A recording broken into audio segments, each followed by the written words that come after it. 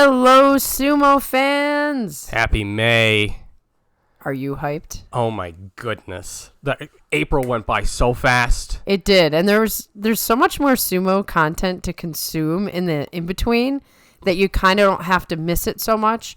And then everything changes so quickly, as we will discuss. Oh my goodness. That I feel like March was another time.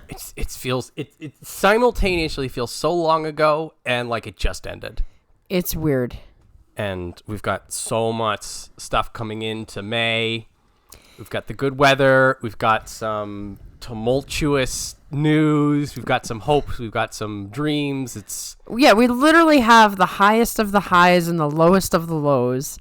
And I guess that's very entertaining. So we can go on that note when we discuss the lows. So we will start right up at the top with the man, Terunofuji, who is in for May. Fingers crossed nothing happens during the week leading up. Yeah. But he's said he's gonna be in. And he's demonstrated that he's in it in terms of he's shown up to every practice session, which prior to this, he wasn't showing up to practice sessions. When he first became Yokozuna, he didn't show up to any of those. I'm sure COVID was a factor, but also he was trying to extend the longevity of his knees. It kind of seems like he's saying, well, now I'm just going to put it all out there and see what happens. Yeah. Some of this I feel like is like he's been out for a while now and he knows that he needs to come back strong to show that Yokozuna pride. And Terunofuji, like himself, you fully believe he's not going to allow himself to have a subpar performance.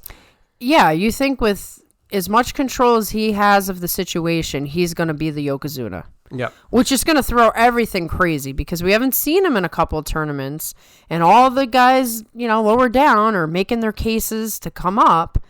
And now Terunofuji's got an opportunity to crush them back down. Yeah, every time we were like, if he comes back, he's got to round up all these kids at recess and bring them back inside. The teacher's back. The teacher's back. And that's still the case. I feel like if he has a real good May, then he'll be sticking around, even if he has to do the Haku style on and off. If he's like an 11-4 or something like that, I think he's just done. Really? So you think he'll retire with anything less than 12 wins? Well, depending how the Yusho goes, like if it looks like he's not putting it together, I don't see him as the kind of person who would just limp on. Yeah, I mean, why? In a sense, if you're the top guy, why would you want to?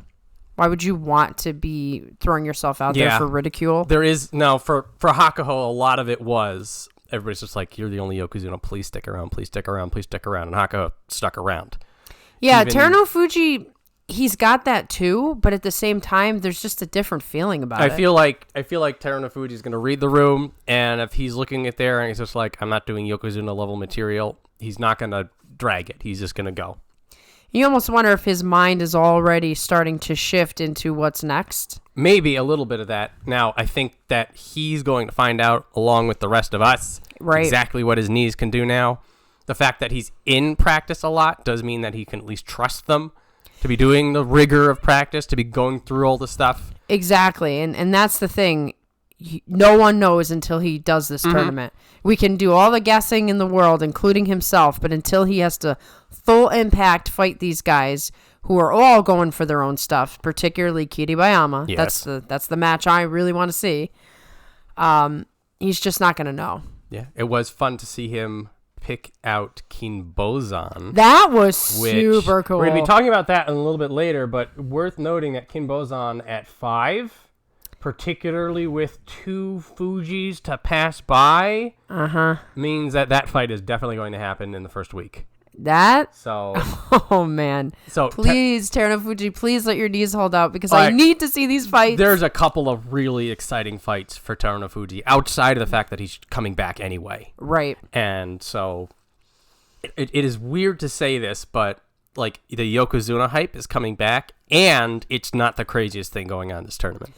That is nice. It's refreshing. Yes. So it's sort of like it's an added flavor on the whole Sunday rather than I would say in times of yore when we're like, guys, Hakuho's back, and that was the news story. Now it's sort of like Terunofuji's back, and also check out this other stuff. Exactly. So this tournament should be really wild, really exciting. If we're, I'm gonna knock on wood. Yeah, we should be getting lots of good stuff happening for once. But yeah, we're gonna. Well, there will be conclusions coming out of May. Yes, one way or another for multiple people. For Terunofuji, the conclusion is: are we going to have him for the rest of 2023? For, will it be an on and off thing? Is he going to come back and just smash everybody and say, yeah, you're all screwed? Or is there going to be something a little less happy? We're going to have to find that out. Well, it's interesting because May kind of feels like the normal tournament because January is like the beginning of the year and March is the stormy Basho and July is like so hot that nobody performs quite the same way that they do in other tournaments. And then September is just its own thing. May is that sweet spot. Yeah, so May is the tournament where everybody should perform up to what they're capable of. There shouldn't be anything getting in the way. So it'll be really nice to see everybody doing their thing, especially Terunofuji. Maybe I'm being a super optimist, and I'm always wrong. My predictions are consistently wrong. But I think Terunofuji's going to make it to the end of the year. He does well in May. I feel like he's getting to the end of the year one way or the other. Yeah. That's for me, that's like, this is the barometer check, the temperature check for everybody to see what he's up to. So be paying attention, folks. Yes. Yeah, if he gets a cup, got him through 2023, bar none. Yeah. When Hakuho was, when he won, it was July, wasn't it? And then he retired in time for September? Okay. Just want to put that in the back of my mind. So now we got to go down to sort of the low end of the roller coaster. And this hurts me so deeply inside. It's very unfortunate, but it is what it is. Takakeisho Ozeki 1 West maintains the rank. He goes from Yokozuna candidate to 3 days, maybe 4 days, to being Kadoban again. Again, for me, that's the roughest part, is that this is the second time this specific thing has happened to him. Right, and it's like, to go from being the guy who's going to be the top guy, at least in theory, to now possibly losing your rank. I mean, I just have to say, being Ozeki sucks. It does. Okay? For all you aspiring Ozekis, don't stay there too long. Like, be good enough to be Ozeki and then just leap up to Yokozuna. You do not want to get stuck in that Ozeki loop. The Ozeki zone is just a sad and lonely road. It's like the suck zone. I mean, you are just not getting out if you stay there too long. And I'm pretty sure Takakeisho knew that. I heard rumblings in comment sections and such that his plan was to get up to Ozeki really quick and then quickly get out of it. And he did the first part, which was get to Ozeki really quick. He was only 21 years old, but then he got stuck. And man, it just seems like that's the best you're going to do, buddy. It does suck. For now, like, you have to stay focused. Yep. Clear Kadoban. That's all he needs to worry about. Like, Takakeisho getting 8 wins, he's done that on a bad Yu show. Multiple times. On a bad Basho. So, like, I'm not worried about him doing that, but I feel like in his mind, if he's gunning for the top, shooting for the fences again, we may have trouble. But if he goes into mind, just like, wheel it back, 8 to 10 wins. 8 is what you need, and then the air quotes Ozeki Kachikoshi is double digits. I feel like that's attainable for him. And then if he's 10-5 or even 9-6, it's like, he's good. We've cleaned it, and then in July now we can get back to the business of getting you that white rope. Yeah, because I will say this was kind of cool, but also terrifying. He was also at the training session, which I should mention, the Yokozuna Council was there. I have not seen that since before the COVID pandemic, so it was a very hype session where everybody shows up. And Terunofuji and Takakeisho have not been at the same training session ever. Not one that's been filmed. Because I've watched all the training sessions, and Terunofuji didn't show up to any of them. Takakeisho didn't show up to most of them. So this was the first time I saw the two of them there at the same time. And guess what? Takakeisho only trained with Daieisho, and it was pretty light training. And that tells you a couple things. He trained with Daieisho because they're best friends. Mm-hmm. And you can tell even in that training session, they're laughing, they're joking. You never see that kind of stuff. So he trusted Daieisho to understand where he was at physically.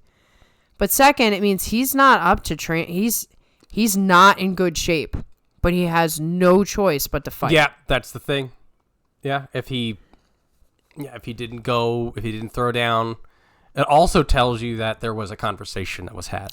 Oh, So nice for Terunofuji, nice for the other guys to not be calling him out. They're like, okay, he's, his ankle's not the best shape. He's doing what he can. Let's just do the training. Let's put on a show. Let's hang out. Let's have everybody here just to show sumo, yes. But in reality, we're not actually all here. Yeah, we're not gonna go all out. Which, by the way, there's what is nice now that we're emerging into a post-pandemic world is we have wrestlers that are going to other stables. Takakeisho wasn't one of those people, which implies to me that he's still working on it. But there are some other people on the list that have been, and it sounds like those matches have been pretty good barn burners from the powers, the news. So what is being leaked out to us common folk, us non-Japanese folk in particular, because we only get the translation of the match.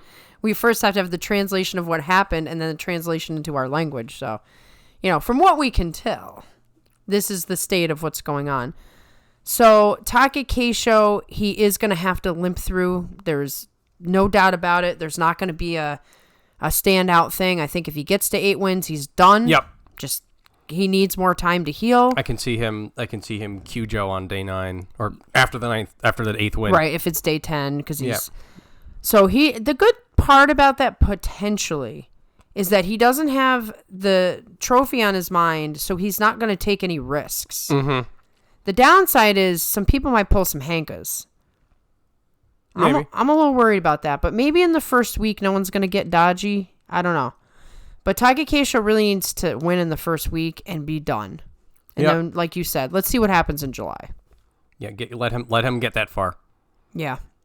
This is the case of just move forward. Do your style of sumo. Worth noting, in the absolute worst case scenario that he fails Kataban, he still has the July to get back to Ozeki, which he's done before as well. That gives you the alternative thing that could happen is if he loses the first 3 days, he might just say, forget it. I'm gonna abandon it and try, because if I limp along and destroy my knee, I'm definitely done. Mm-hmm. I'm gonna lose the status and still not be recovered in time for July. So yeah, there's a lot going on. And let me just say, I don't think Takakeisho is gonna have a long career. Okay, so he's got to take care of his knees, because once he's done, he's done. He's not going to be wrestling 35, 36 like these other guys. So he really needs to take care of himself while he's still young. Okay, now, are you ready for the hype train? Here we go. Our winner and our main page, again, Kiribayama, Sekiwake 1 East, up from Sekiwake 2 East, 12-3. I think there's no secret out there that this is his shot to be moment. Ozeki. He wants to do it with Terunofuji still being the Yokozuna. He wants to do it with Kakuryu, has his retirement ceremony at the end of this tournament. Mm-hmm.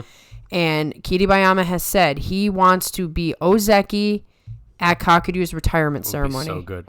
So he's got this internal drive that's even greater than just, okay, now's my time. He has so many reasons to want to do it now. There was so much push on him. So in terms of the numbers, so it was a 12-3 that he got in the U show, and he had 11 wins in January, which puts him at 23, which means that the magic number is 10. So if he gets a 10-5 and looks good doing it, he's probably Ozeki. If he does better, 11 wins or more, he's guaranteed. If he gets 9 wins and he beats Terunofuji, I think that will get him the nod. I could see that. I think if he gets 9 wins and he loses to Terunofuji and he loses to a lot of the other Sanyaku, they'll shove him away. Does that reset his whole Ozeki run if he gets 9? No. What it'll do is it'll sort of carry over. Okay. So then what will happen, like if he gets 9 wins and they say try it again, then he'll have 12 wins in the U show and then the 9-6. Okay. So that'll give him 21 wins in the U show, which means that if he does 12 wins in July that they can give it to him.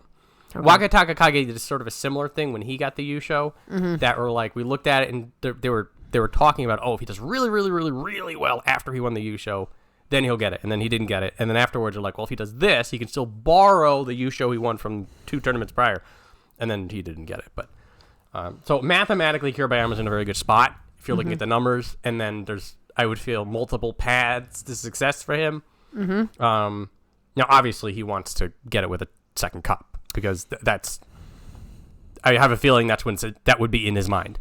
But he does, and we don't know, but he does have Terunofuji to face, which is both good and bad. It's good in that it definitely proves his Ozeki worth if he fights Terunofuji and wins. Yes. A lot of these guys have not had Yokozunas or healthy Ozekis to fight to prove that they're actually the right guy for the job. But on the downside, if Terunofuji's a monster, Kiribayama, he's going to feel that. He's going to feel that. But I don't know. I think it's all upside. I think when the Yokozuna's in, it raises your level of capability. Yes, and very much. It's supposed to anyway. Yeah. And Kiribayama, like, I got to say, watching him in the practice sessions, watching him in the interviews with Sumo Primetime, first of all, he is very delightful. He's so smiley and so charismatic, and you can see and feel his love of the sport and his desire to go higher. And you don't feel that with everybody who's had issues. Like, you don't feel that with Shodai. You don't feel that with Mitakeumi. He brings a certain energy that would be so nice to see in the Ozeki space. But also, during the practice sessions, I mean, he was eager. He was like, come on, fight me. And he looked healthy.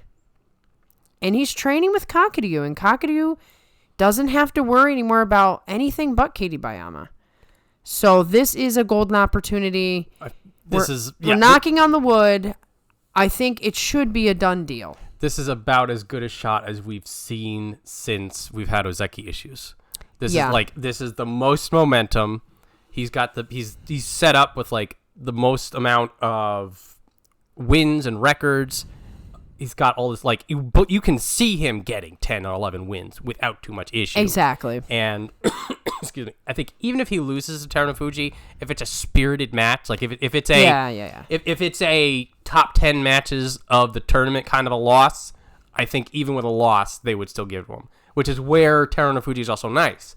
Is that it's like one of those, like, if Terunofuji just smokes him out, then it's like, oh, whatever. But if it's one of those 45 seconds, all of them giving it their all, like, I feel like even with 9 wins and a loss like that, they'd give it to him. I feel like it is that good.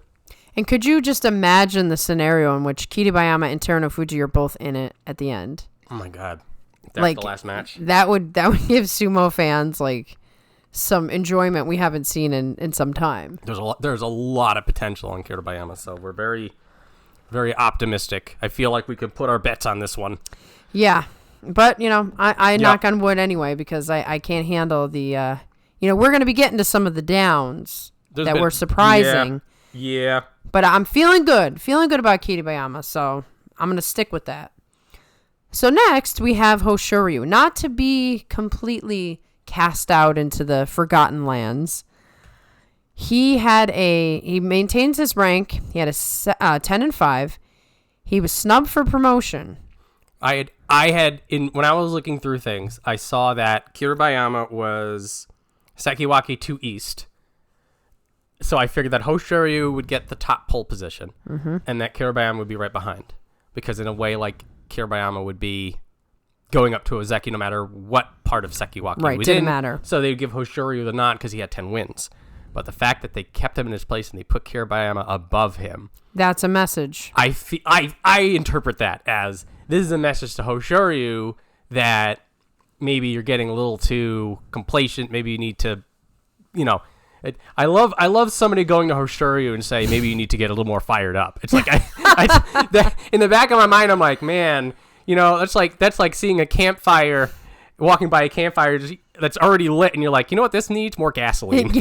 Yeah, exactly. And on top of it all, it's going to be your rival, your lifetime rival, who's going to pass you by when you've kind of been up there longer than him. So how do you like them apples, Hoshoryu? Oh, I can only imagine Like, he's got to have a dartboard with Kiribayama's face on it or something like that, because he there is no way he's going to be happy with this, with somebody surpassing him. Kiribayama was always, it looked like he was always a step or two behind. It did. Hoshoryu shot up, passed by Kiribayama, passed by a bunch of other people that are down there. And then now Kiribayama's taking the lap instead. And he's going to, and again, like we said, all signs points to Kiribayama getting that rank. And we're totally forgetting about Hoshoryu now. Like, he was so close to winning the title. That can almost be the new mantra for Hoshoryu, unfortunately.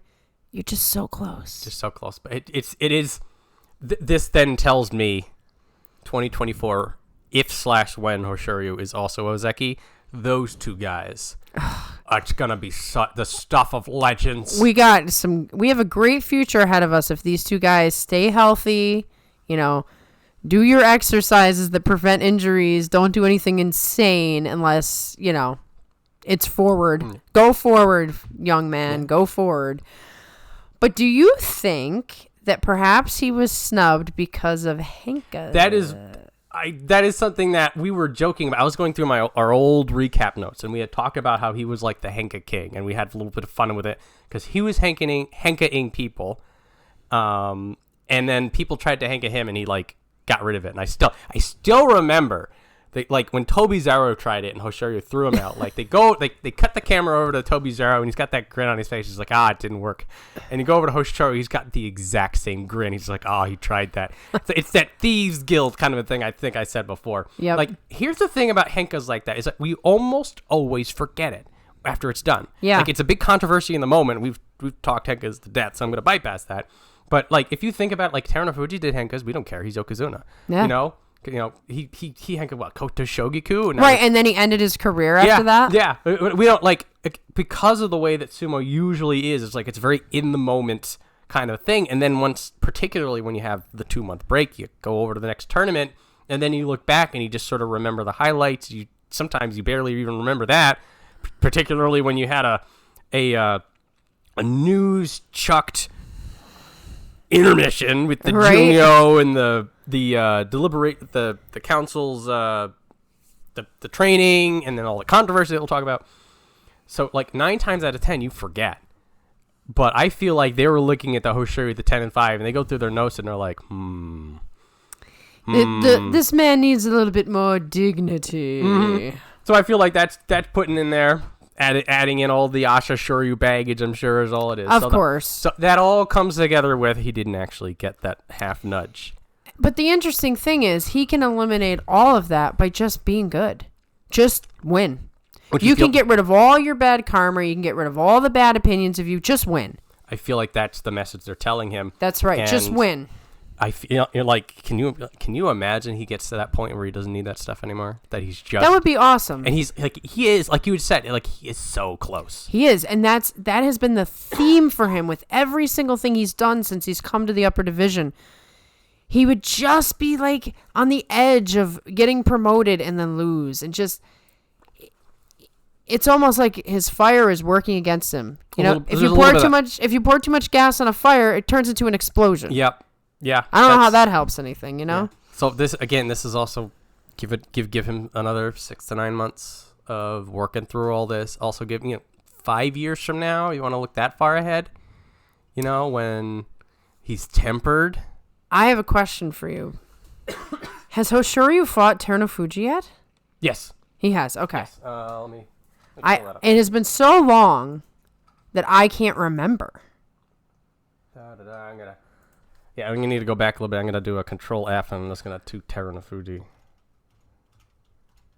Oh, maybe not. Hang on. I don't think they've ever fought. There it is. Oh, they did. You got to go back a year. A whole year. Loses to Terunofuji. Loses to Terunofuji. Loses to Terunofuji. Does it say... Loses to Terunofuji. Loses to Terunofuji. Oh, okay. Loses to Terunofuji. Now we're here to Teritsu Yoshi. Ooh. Oh, man, that's a blast from the past. No, Never going to see that name again. I don't think about that right now. Yeah. We're going to be bringing some bad mojo into this conversation. It's going to be nice to see Hoshoryu fight Terunofuji. It's going to be nice to see him fight Kiribayama. It's not going to be nice to see Takakeisho fight anybody. It's just not. No. This is not that tournament. But Don't sleep on Hoshoryu either. Maybe it won't take 6 to 9 months. No. Maybe this is the tournament while everybody's looking at Kiribayama. He wins the whole thing. This is something important to keep in mind. Everybody in Sekiwake right now has a real good chance of running away with this. They do.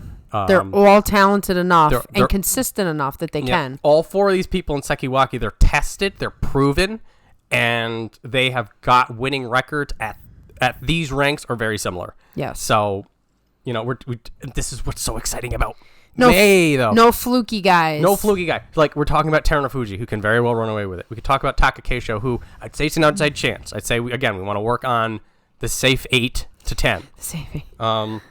We talk about Kiribayama, who would probably love to cap off his Ozeki promotion with a cup. Oh, yeah. Then we're going to talk about people who are all the way down, by the way, who are just as capable. Man. You see where this is going? I do see where this is going. Exactly. So Hoshoryu is in that mix. He's in that list of, what would you say, 6 to 8 people who have a really good chance of winning the cup in May? Yeah. Holy moly. That is a big number of people. It is. Normally when you see in that week 2, usually when you see a list of 6 people who are still like in that Yusho contention, you're just like, oh wow, this is a wild pack of people. And sometimes you have like Chiyoshoma who will show up or something like that. You're like, oh, that's cute. And like you're excited because you're like, oh man, it's the underdog, it's coming back, and then it sort of whittles down to what we would consider a more reasonable 2 to 4.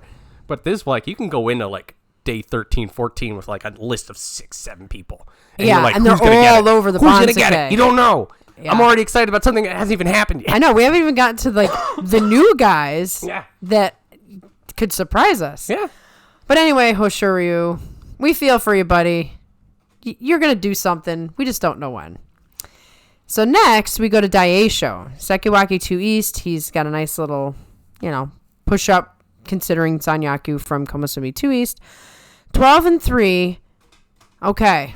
So here's a guy who's also on the cusp of a potential Ozeki run. This would be Yusho equivalent, definitely, because he had the same score as the Yusho winner. Yep. I love the fact that we're talking about Daieisho as a potential Ozeki person, and it's not like a fluke and a joke. Because that's what it seemed like at first, but he's proving himself. He was, for a while, he was the dark horse win, and like every time he got up to Sekiwake, like you can see he had hit his ceiling, which sort of, as Daieisho fans, it hurt a little bit, stung a little bit, but like sometimes like some people, they do have their limits. They can't get all the way. Right. But he really has turned something around.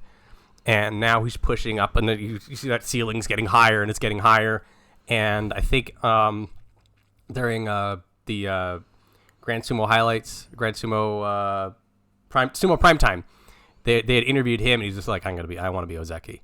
And I'm like, oh, he's got that in his mind. And so the fact that Daieisho could actually be a legitimate Ozeki candidate in July, if he does well in May, it's exciting beyond words for me. Yeah. Well, because he's been at this for a long time, and, there was a period of time where here's Daieisho, and we don't have all these guys like Kiribayama, Hoshoryu. Mm-hmm. And he was struggling in that period. Now, there was a lot going on in the background of his personal life at the same time in terms of, like, he was going back to school. Yeah, he was busy. So maybe he didn't have all his attention on sumo, and that's been the big difference. But he always was a standout. He was always the guy who could beat a Yokozuna on a good day. He was always the guy who could mess up somebody's tournament. Yeah. But everything wasn't together. It didn't all click, and now it's starting to click. If you go back and look at those practice sessions, Daieisho was the guy that everybody wanted to train with. They wanted him. He was out there. It was exciting, and also he was standing and delivering. It's not like they were blasting him out. No, that guy's got some endurance, I gotta say, and he's probably broken every single finger in both hands, and somehow he still does push sumo. I mean, what does that tell you? What has he got, like popsicle sticks in there for fingers now? I mean that's part of Daieisho's charm also, is that him and Takakeisho have that same never say die. They'll be broken physically, but you'll never stop them. No, it's like, no, this is what we're due. Mm-hmm. This is what sumo is. This is who we are. They have sort of that old school mentality. Yep. But Daieisho's always had a little extra something, but it hasn't translated to rank. Until now. So it would be very interesting to see Daieisho. I mean, we could go from like the situation where the Ozeki thing is falling apart to all of a sudden filling all the spots. We could have Daieisho, we could have Kiribayama. I'm praying with every ounce of my being that Takakeisho stays there until the end of his career, or obviously goes higher, but we'll say stays there. But if not, there are people who are looking to take the spot and could actually do it this time. And I'm believing Daieisho this time. I didn't believe in him, when he first won his first title. It did feel fluky back then. It did feel like he was dark horse. He's now starting to be a guy that you can rely on. So good. So next we have Wakamotoharu, Sekiwaki 2 West, up from Komusubi 1 East, 11-4. So here's another guy about to potentially go on an Ozeki run. Okay, this is the sleeper Ozeki run that no one's talking about, Wakamotoharu. We can have a double Ozeki promotion. This is, I will freely admit, this is the blind optimism. This is just the fanboy who wants the crazy thing to happen talking. But let me stop you for a moment. John Gunning actually said the same thing. What? I got an article from the Japan Times, and he called out the possible long shot situation of the double promotion. My man, John Gunning. You, the two Johns are the ones who who it came to their mind. So you guys are in the wavelength. Man. I didn't read the whole article, so you give your perspective. I wanted to tell you, John Gunning is in your corner, man. Wakamotoharu has been on a tear. Now, it'll be the X factor of Wakatakakage, which we will talk about, could impact Wakamotoharu, but it has seen that Wakatakakage has had his own trouble, and Wakamotoharu, it's like his story since his rise into the top division is that like things happened around him and it just went away. Like no pressure, no issues. He had a losing record. He just bounces back. And now that he's been in Sekiwaki, like he broke the Sanyaku curse. He kept going better. And if he gets a Yusho or Yusho equivalent in May, he could be an Ozeki. He looked really, really good last tournament. He very well could have won the cup if the circumstances were slightly different. I would not sleep on him at all. No. I feel this like inner whisper in the back of my head that says Wakamotoharu is real serious and he's here to play to win. But I like what you brought up about the fact that we'll get into it, but he's not going to have Wakatakakage as a training partner anymore. No. That is got to affect him in some way. He's got to replace that training partner either with a certain set of exercises, extra weight training. But I mean, that's a huge loss to his ability going higher and higher had a lot to do with training with his brother. So where he may be able to be helped with this is that he's usually in the same conversation as some of the other individuals at the very top when we talk about people going out of the other stables, getting called out and getting in fights in practices. He's on that same list as Kiribayama, as Daieisho, as all these other people. So hopefully he's able to sort of diversify his training. But that being said, the big thing is in order to get to a Ozeki, he needs to get a number of 12 or 13, which is higher than he's ever gotten. So this is a bit of a reach. And again, this is realistically not going to be something you could probably bet money. Like Kiribayama, that's about as safe a bet as we can get coming into May in a sport like sumo where you shouldn't bet on anything. Yeah, exactly. Statistically, anyway, we're not going to talk about gambling, which is perfectly fine. But yeah, Wakamotoharu, guys, if he shows up 12-13, if he gets a cup, let's really let's enjoy this fantasy. Like, let's go all the way out there and say, yes, this could happen. It is a significant probability. Maybe it's definitely that long shot, but it's a shot. Right, it's a real legit thing that could happen, even if it's like an outside chance versus some of the other things we've wished and hoped for. Oh goodness, yeah, we've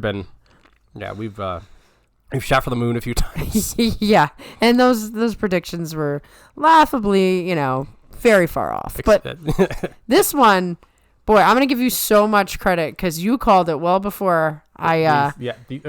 As we said before, these 4 Sekiwake, any one of these people could just run away with it, and there's nothing that anyone could do about it. Could you imagine, like, Kiribayama gets promoted to Ozeki, Daieisho gets promoted in July.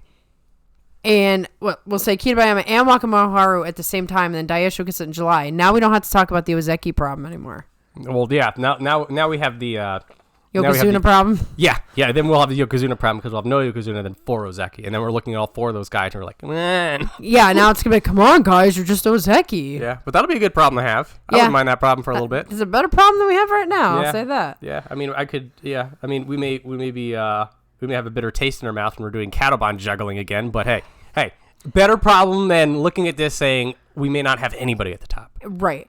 But I will laugh when there's more Ozekis so that we can stop, hitting Takakeisho every 5 minutes about, it's like, okay, he's the only one. Like, let's get some people out here. Yeah. Worth noting also that having somebody else to carry the weight, Takakeisho, bless him, has done an exceptional job of holding up the main tent pole for this long by himself against all odds. Without a Yokozuna, too. So the fact that we will have somebody who has momentum, who potentially, and again, being an Ozeki is a completely different world than being anything else. Ask Shodai. Yeah. So that is a different world. It's a different type of pressure. Like we said, being an Ozeki sucks. Yeah. So all that being said, we could be looking at almost a guarantee of another one, possibly 2, even possibly 3 more by the end of the year, which would be so rad. Yeah, let's just put all this positive energy into sumo. Get it. So, next we have Kotonowaka, maintains the same rank, 9 and 6. There's the logjam that we've been discussing for several tournaments now. There's just nowhere for him to go. But here's a guy, he's not about to go on an Ozeki run or anything, but here's a guy with tremendous potential to go somewhere. So, what do you think he's going to do in this tournament? Yeah, so Kotonowaka definitely now has a problem of, like, if you're just focusing on your own game, which he should be doing, he needs to get comfortable in Sanyaku, which is only 1 or 2 tournaments that he's been in Sanyaku. So, and he had that struggle getting into it at first. So he needs to plant feet, and then he needs to look upwards. And the problem with all that is that all these people are just running right by him. Mm-hmm. So it is that, like, if you're doing a relay race, or if you're doing a 5K or something like that, and you're just I'm not gonna worry about anyone else. I'm just gonna do my own thing. I'm gonna run. I'm gonna do my best. That's what you need to tell yourself to succeed.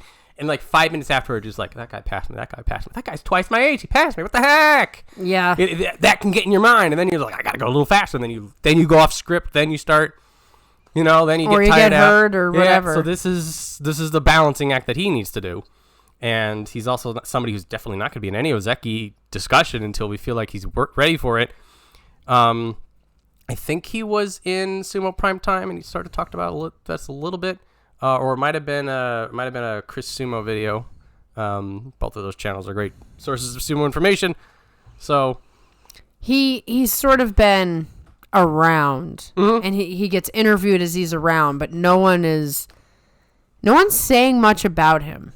Which is a weird situation. It's you're right. Because here he is in Sanyaku, but yet no one's talking about him. Yeah, for some people, that's exactly what they need to be. Like Abi, you don't want people talking about Abi. He'll do well. No, you don't. But for Kotonowaka, he's in that place that, he is one of the top 10 in the world in sumo, and everybody's just oh yeah, he's there. Oh yeah, I forgot about him. You said, yeah, he's just existing in Sanyaku right now. Except he's the guy who hurts everybody, so maybe he should be remembered.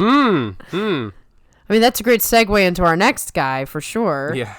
Okay, so I don't even know if I can say these words.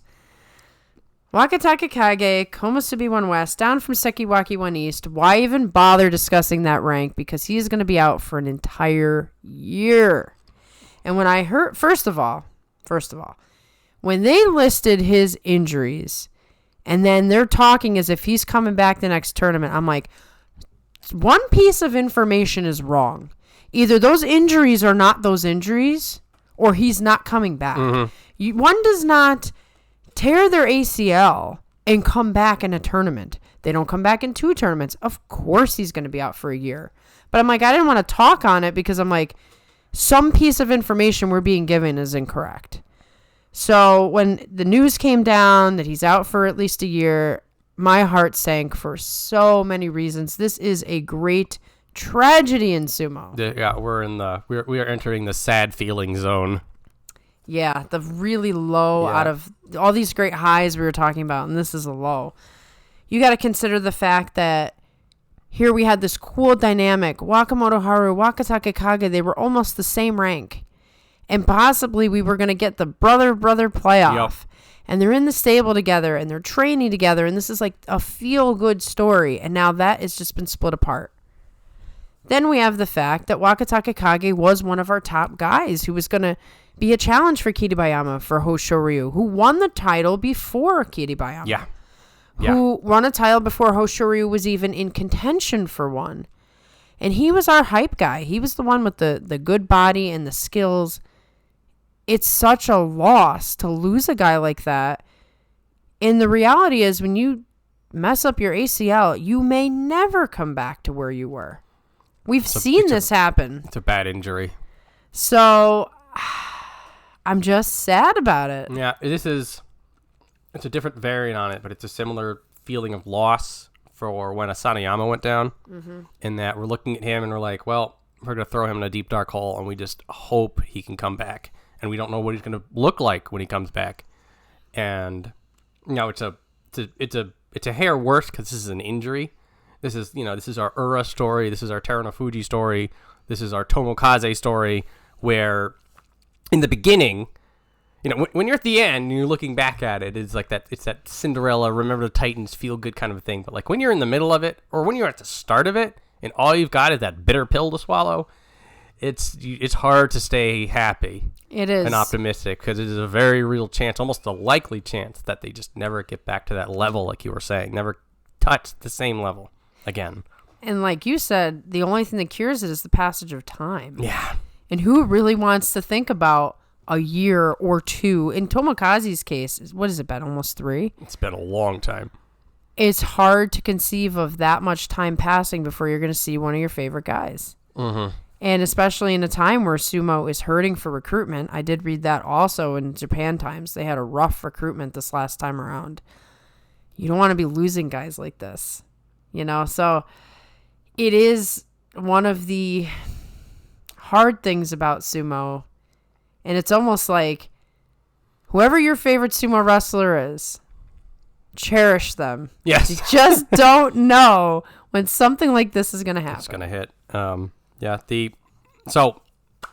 Win, lose, or draw, I hope that he's able to heal up and get to a level of personal health. Yes. That allows him to live some semblance of a happy life, even if that means he's out of sumo. Like I'll say that up front. We want Wakatakakage to be healed and happy for whatever he does. And now we would, it'd be nice if he can come back around and do sumo. I have a feeling he shares our wish. Yeah. So, and his brother's a pretty big motivator, I would assume. Yeah, it would. So I was also thinking it'd be funny because that means that he's going to go down and hang out with his other brother. True. Who's been their attendant.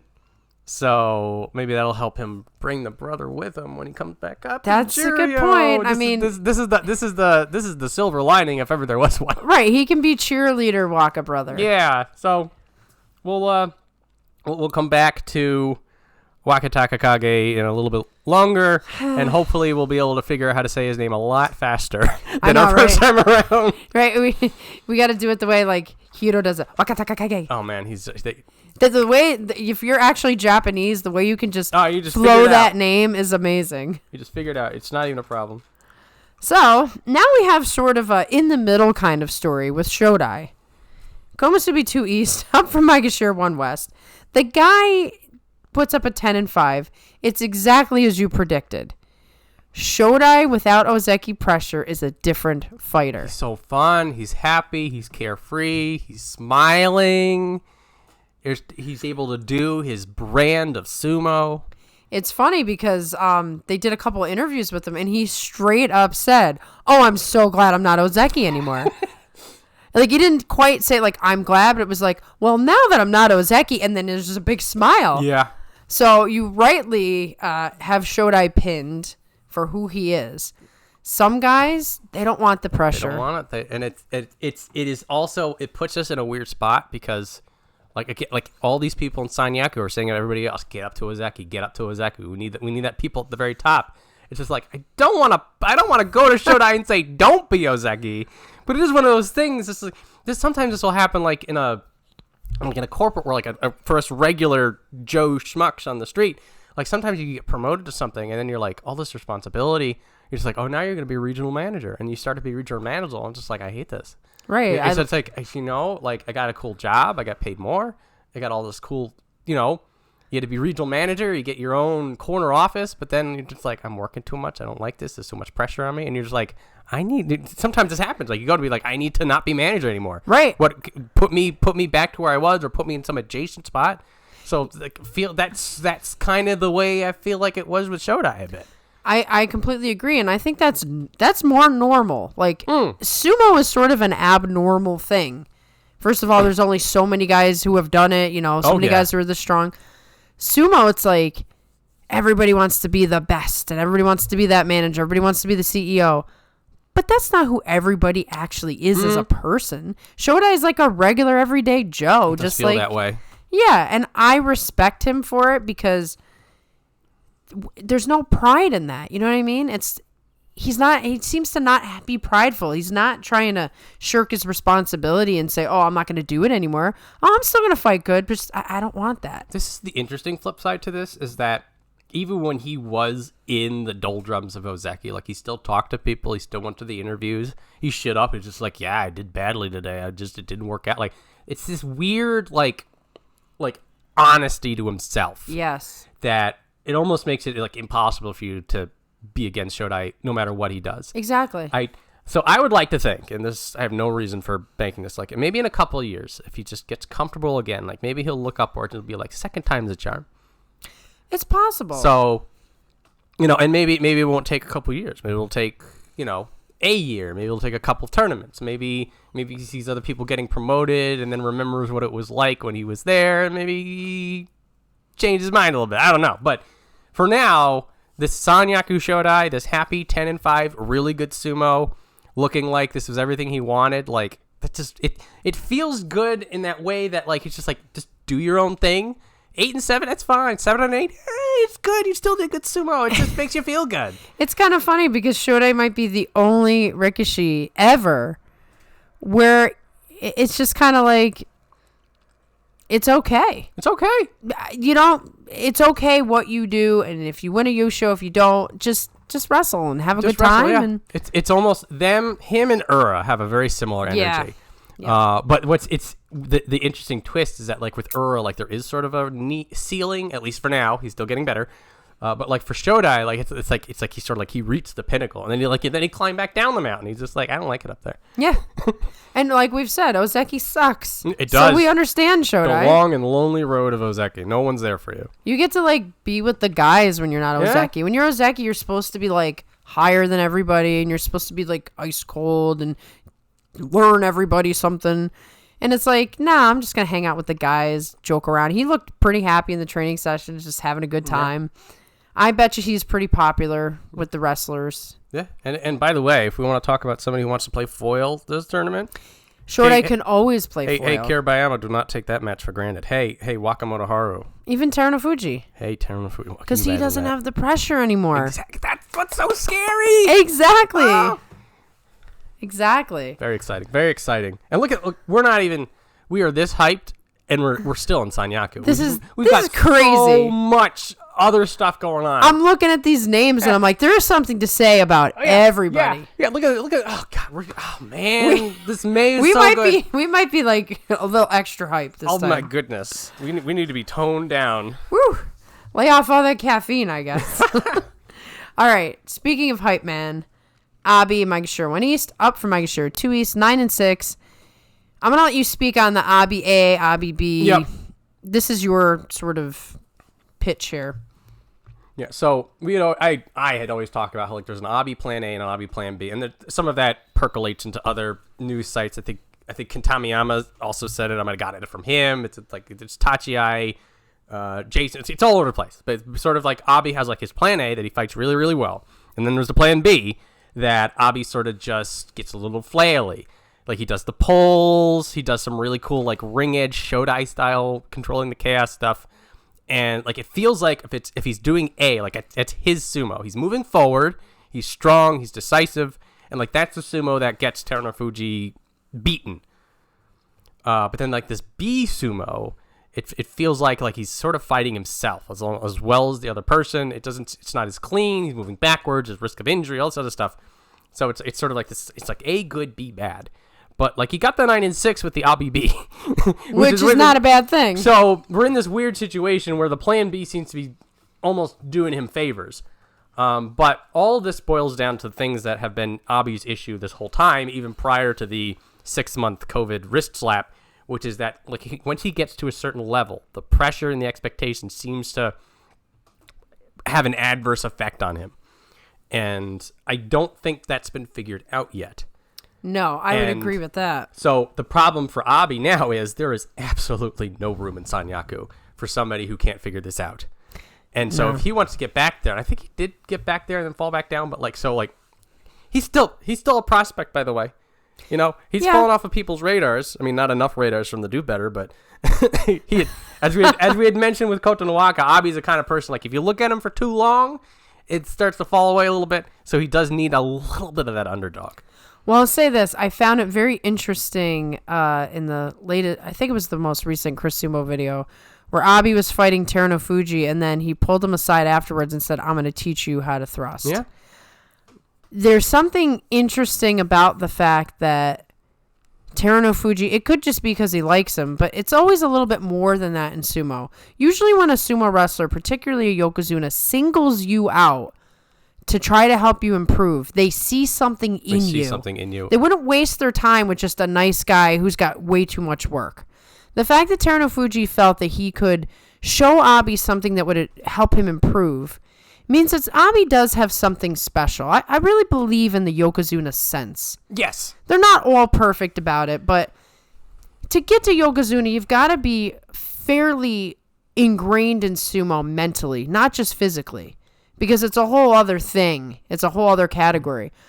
So I found that interesting. And maybe there is something that Abi could learn from his fellow wrestlers, the ones who have succeeded above him, that will help him with his consistency. A little bit of something else. I would say the fact that he is touted as this prospect does mean that there's a lot of people with a lot more years and a lot more in-ring experience than either of us have.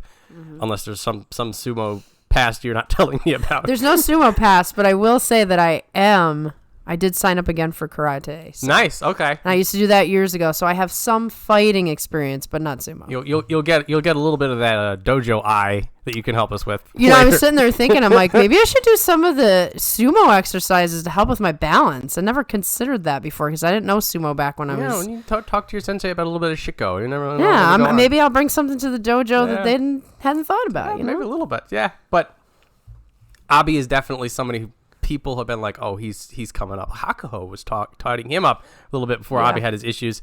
Abi had a lot. There was some like growing up, being a rascal kind of things that he had issues. Those seem to be gone, and now his underlying performance be like sort of blossoming into the true flower or something or other. Like that's where he's at now, and it is nice to see Terunofuji pulling this out. I feel like Terunofuji's also like he does have like that businessman mentality. I think from the excerpts of the autobiography that Chris Sumo had mentioned, like he was a business owner. Right. So like he's got that mindset. So like Terunofuji would not waste resources. No, he would not. So, unless he saw something that was worth investing in. So it's like a big endorsement of Abi. And you know, Abi beat him the next time around. Yeah. Now, granted, Terunofuji's, you know, his lower body was all screwed up, but that was sort of like a thank you to Terunofuji for a little bit, helping him out. You know, like, here you go, man. Yeah. I think for the short term, we're going to expect more of that flaily chaos sumo. We will probably get that in May. Like going forward, we were going to keep an eye out to see if that starts to tighten, you know, sort of like if things start to collect a little more consistently, if we get that plan A showing up. Because once that happens at this level with the amount of consistency to start getting wins, we may finally see that Abi that we've all been hoping for. Yeah, and I've always liked Abi, despite all the flack he's gotten for his out-of-the-ring escapades. I see something in him, too. It'd be nice to see the consistency. Speaking of seeing something, man, there's so many good fighters all of a sudden. Midorifuji, Maegashira 1 West, up from Maegashira 5 West, 10-5. So that 10-0 start was just so wow. The way that the tournament ended, you almost forget that at day 10 we were talking about Midorifuji running away with it. We were talking about a Midorifuji Nishikifuji, playoff for the cup. All in honor of their fallen Terunofuji. It felt like that was the narrative, and we were loving it. So yeah, there was so much good sumo going on, but the guy who was 10-0, we forget about. That's how good this is. Yeah. This is how exciting May's going to be. Well, it's interesting because this is the story very often for some of these smaller guys. He's not younger, but he's still on the younger side, smaller guys, where they put up these great runs in the first week and a half, and then by the end they just fall apart, and then you do forget. You do, yeah, you do. So, also, this is typical of somebody who's never been in the Yusho race. That is that extra level of pressure. Like this, a lot of people who have been in that position. Kotoshoho, it happened to. I think it happened to Ura. Times where they can touch the cup, but then the pressure starts to really crunch them, and then they lose their grip on it. So once you feel that, once you know to expect it, it means that you got a better chance later. Right. You have to be in the position. You almost have to lose to win. Exactly. You have to know what it's like to lose. You have to know what it feels like to have your back against the wall. Someone like Terunofuji obviously knows what it's like to lose everything. And then come back and win everything. He has had the lowest moments of his life already in sumo, and now he's having the highest. So Midorifuji just has to go through that. Mm-hmm. It's the only way to become a better fighter. Here's the thing. He can do exactly the same thing he did before. Win 10 times, lose 5 times. He's in Sanyaku. Yeah. Welcome to Sanyaku. We do have that nice, blank spot right now. Well, there's one blank spot right here right now. There's unfortunately going to be a second blank spot here right now. And there very likely will be a third blank spot right now, if not a fourth. So there's going to be room for him. Yeah. If he gets a good enough score. And I feel the way things are, I do feel like that unless you're 1 East like Abi is, you probably need about 10 wins just to really make the point. Yeah. You need a little bit. You need a little bit of weight behind that door when you kick it open to get into Sanyaku. And he's going to be up against a lot more than he was last tournament. There's just so much. But he doesn't have to fight Terunofuji. Doesn't have to fight Terunofuji. Doesn't have to fight Nishikifuji. Doesn't have to fight Takarafuji if they get that far down. They might be in range of each other. So he's always got the edge because of that. They have the partner program going on because there's so many people in that stable that are at the top. Man, that stable's killing it. Yeah, it does. So, we will see what happens with Midorifuji. This will be an interesting time for him. The spotlight's off. Everybody's talking about everything else. Just do your thing, and you've got Terunofuji in your corner. And, I think that's... The band is back together. The Fujis are all back together for a tournament. It should elevate everybody's game, you would think. And we now can hope again for a Fuji playoff. Oh, hopes and dreams. Oh, that one might be even more far-fetched than the double promotion. Yes, I would say Terunofuji fighting Midorifuji and or Nishikifuji for the cup in a playoff at the end. That is the wild bet. Yes. That's the crazy bet. That we're for being realistic, that's never going to happen. But let's think about it because it's such a fun thought. So because of that, we can really say, hey, that Wakamotoharu one, not so bad. Crazy. That's right. I like the way you think. Oh, wouldn't it be great if just the whole tournament was every single wish that we wanted? We would have to find a way to just get a recording of this and just watch it nonstop. I know, right? Nonstop. That final 5 days of just the madness. Oh yeah, definitely gonna rewatch and rewatch and rewatch 20 years down the line because it'll be the greatest thing that ever happened. Goodness. So next we have a guy who's seen his share of ups and downs. Takayasu, Maegashira 2 East, up from Maegashira 7 West, 10-5. So he has to rebuild yet again. This man is cursed. Yeah, I mean, there's nothing to it. There was a message from we were talking about Kotoshogiku. I forget his proper coach name, But Chris Sumo had mentioned that he talked about some of the former Ozeki. When he talked about Takayasu, he was just like, I'm a Takayasu fan. I hope he does well. I felt like it was the exact same energy that we get, that we're like, we want him to do well, but if we say it too loudly, the curse will afflict him. So instead, I'm going to talk about Takayasu in a similar vein to Shodai, that we want him to do well. We don't want to root for him to do too well for various reasons, but we're also going to say a Takayasu in top form is going to be dangerous for every person on this list. And everybody knows this, because if you look at the training sessions, he's always the top dog. Like, the top of the pecking order. Yeah, even Terunofuji probably looks at... I mean, Takayasu has endurance. He's strong. He is pushing everybody harder. It's amazing that Takayasu hasn't had more success with how hard of a worker he is, how strong he is, how much endurance. I mean, the curse is what makes you feel like you can't root for him. It is. Not his actual ability. I think every single person is a Takayasu fan on some level, deep down or on the top. You just have to. It's also just the fact that he just seems so immune to things that would crush people. Most people could not come back again and again and again. He keeps coming back. You're just like, there's no stopping you. If he ever wins, I'm gonna cry. I will cry ugly tears if he wins the cup. And also, I will celebrate for the whole month in between that tournament and the next tournament. Just have a party every day. Yeah, this will be the ultimate feel-good thing. Like, we'll be talking like 2 years from now. We'll be like, well, this sucks, but remember, Takayasu won the Yusho. That's right. So everything is possible. That's right. That's your feel-good moment for anytime something bad happens. Yeah. I was just like, I broke my ankle, but guys, Takayasu won the Yusho. It can't be that bad. The ankle will heal just like Takayasu healed. It's fine. Exactly. Fine.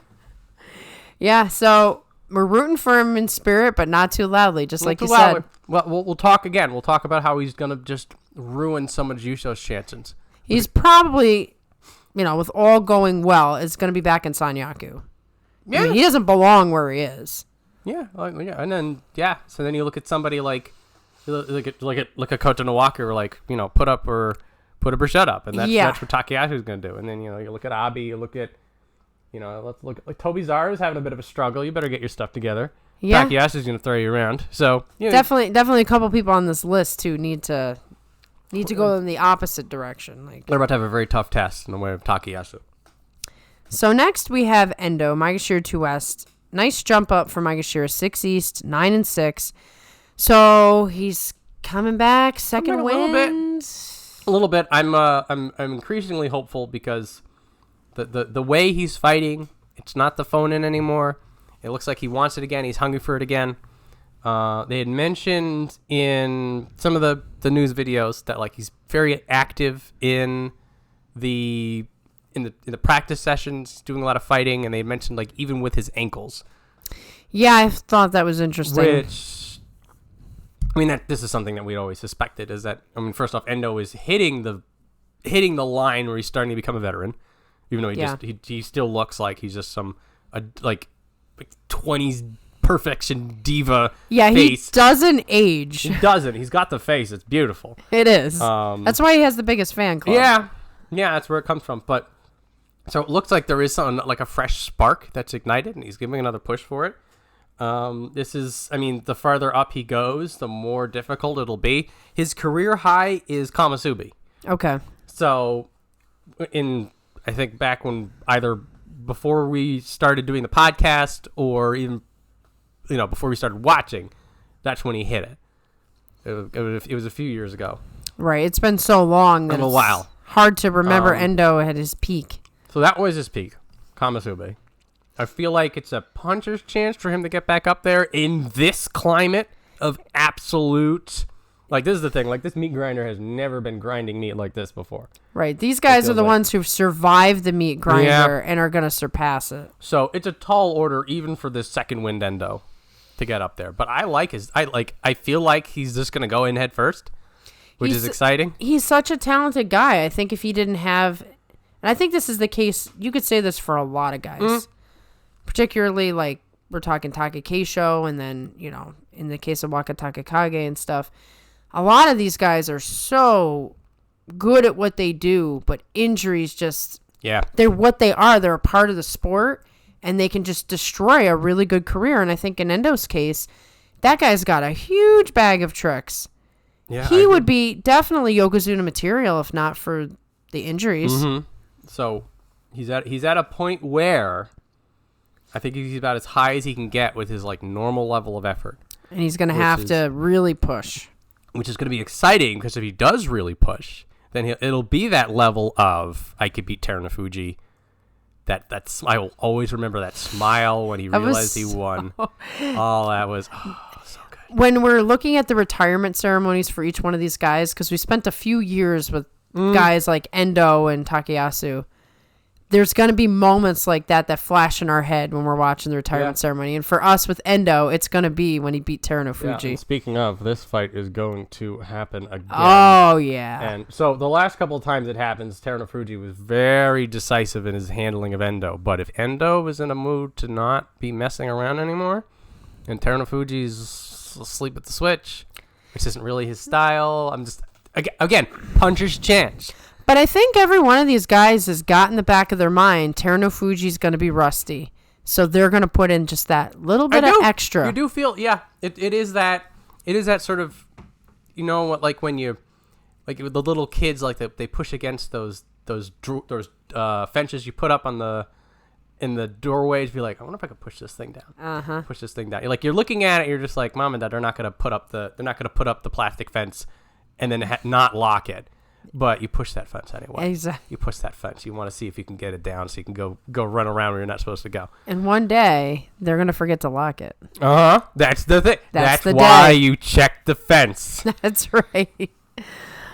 Well, we'll see. I mean, anything can happen. Mm-hmm. In Endo, just put yourself in the right position. Oh, gosh.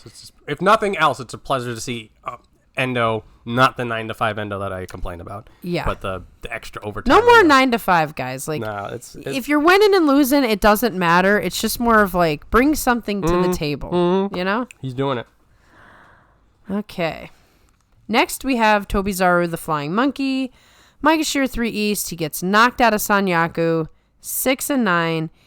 He's trying really hard, but his ability is starting, like his lack is starting to show. He was a little exposed or like caught out a bit. I feel it's getting so nasty up there. Yeah. You know, got guys, broken pool cues and glass bottles, and he's just trying to get through it. And he's trying to crawl under legs, and they're like just stomping him and so. I mean, this is also what we say, like, when you have a lot of people doing this well, someone's got to be losing. Yeah. That's sort of Tobizaru's problem. That's Meisei's problem. We'll get to him in a bit. And so, like, for Tobizaru, he needs to, like, he just needs to tighten it up a little bit. Yeah, it's all there is to it. It's for once, the Tobizaru commentary is fairly simple and straightforward. It's so funny because I was going to say the exact same thing. I literally was going to say he's got to tighten it up. Because it's really just self-evident at that point. Yeah. Like, he's got the skills, he's got the energy, but you've got to be more perfect at this point. Yeah, it is. Like, props to Tobizaru. Like, it's just like he belongs there. Yep. We feel like he can go higher. Yep. So, like, it's not like he's hit his ceiling. It's not like he's struggling to figure out how to get there. It's just tighten. It's just put those hours in, get dirty, get sweaty, get all beat up in practice. Like, that's all. It's it. Yeah, it's it. Get a little bit stronger in terms of don't let them. He was starting to get thrown out again. Yeah, he was. That's like with Tobizaru. It was a good sign when he was getting destroyed right in the middle of the ring. In the ring.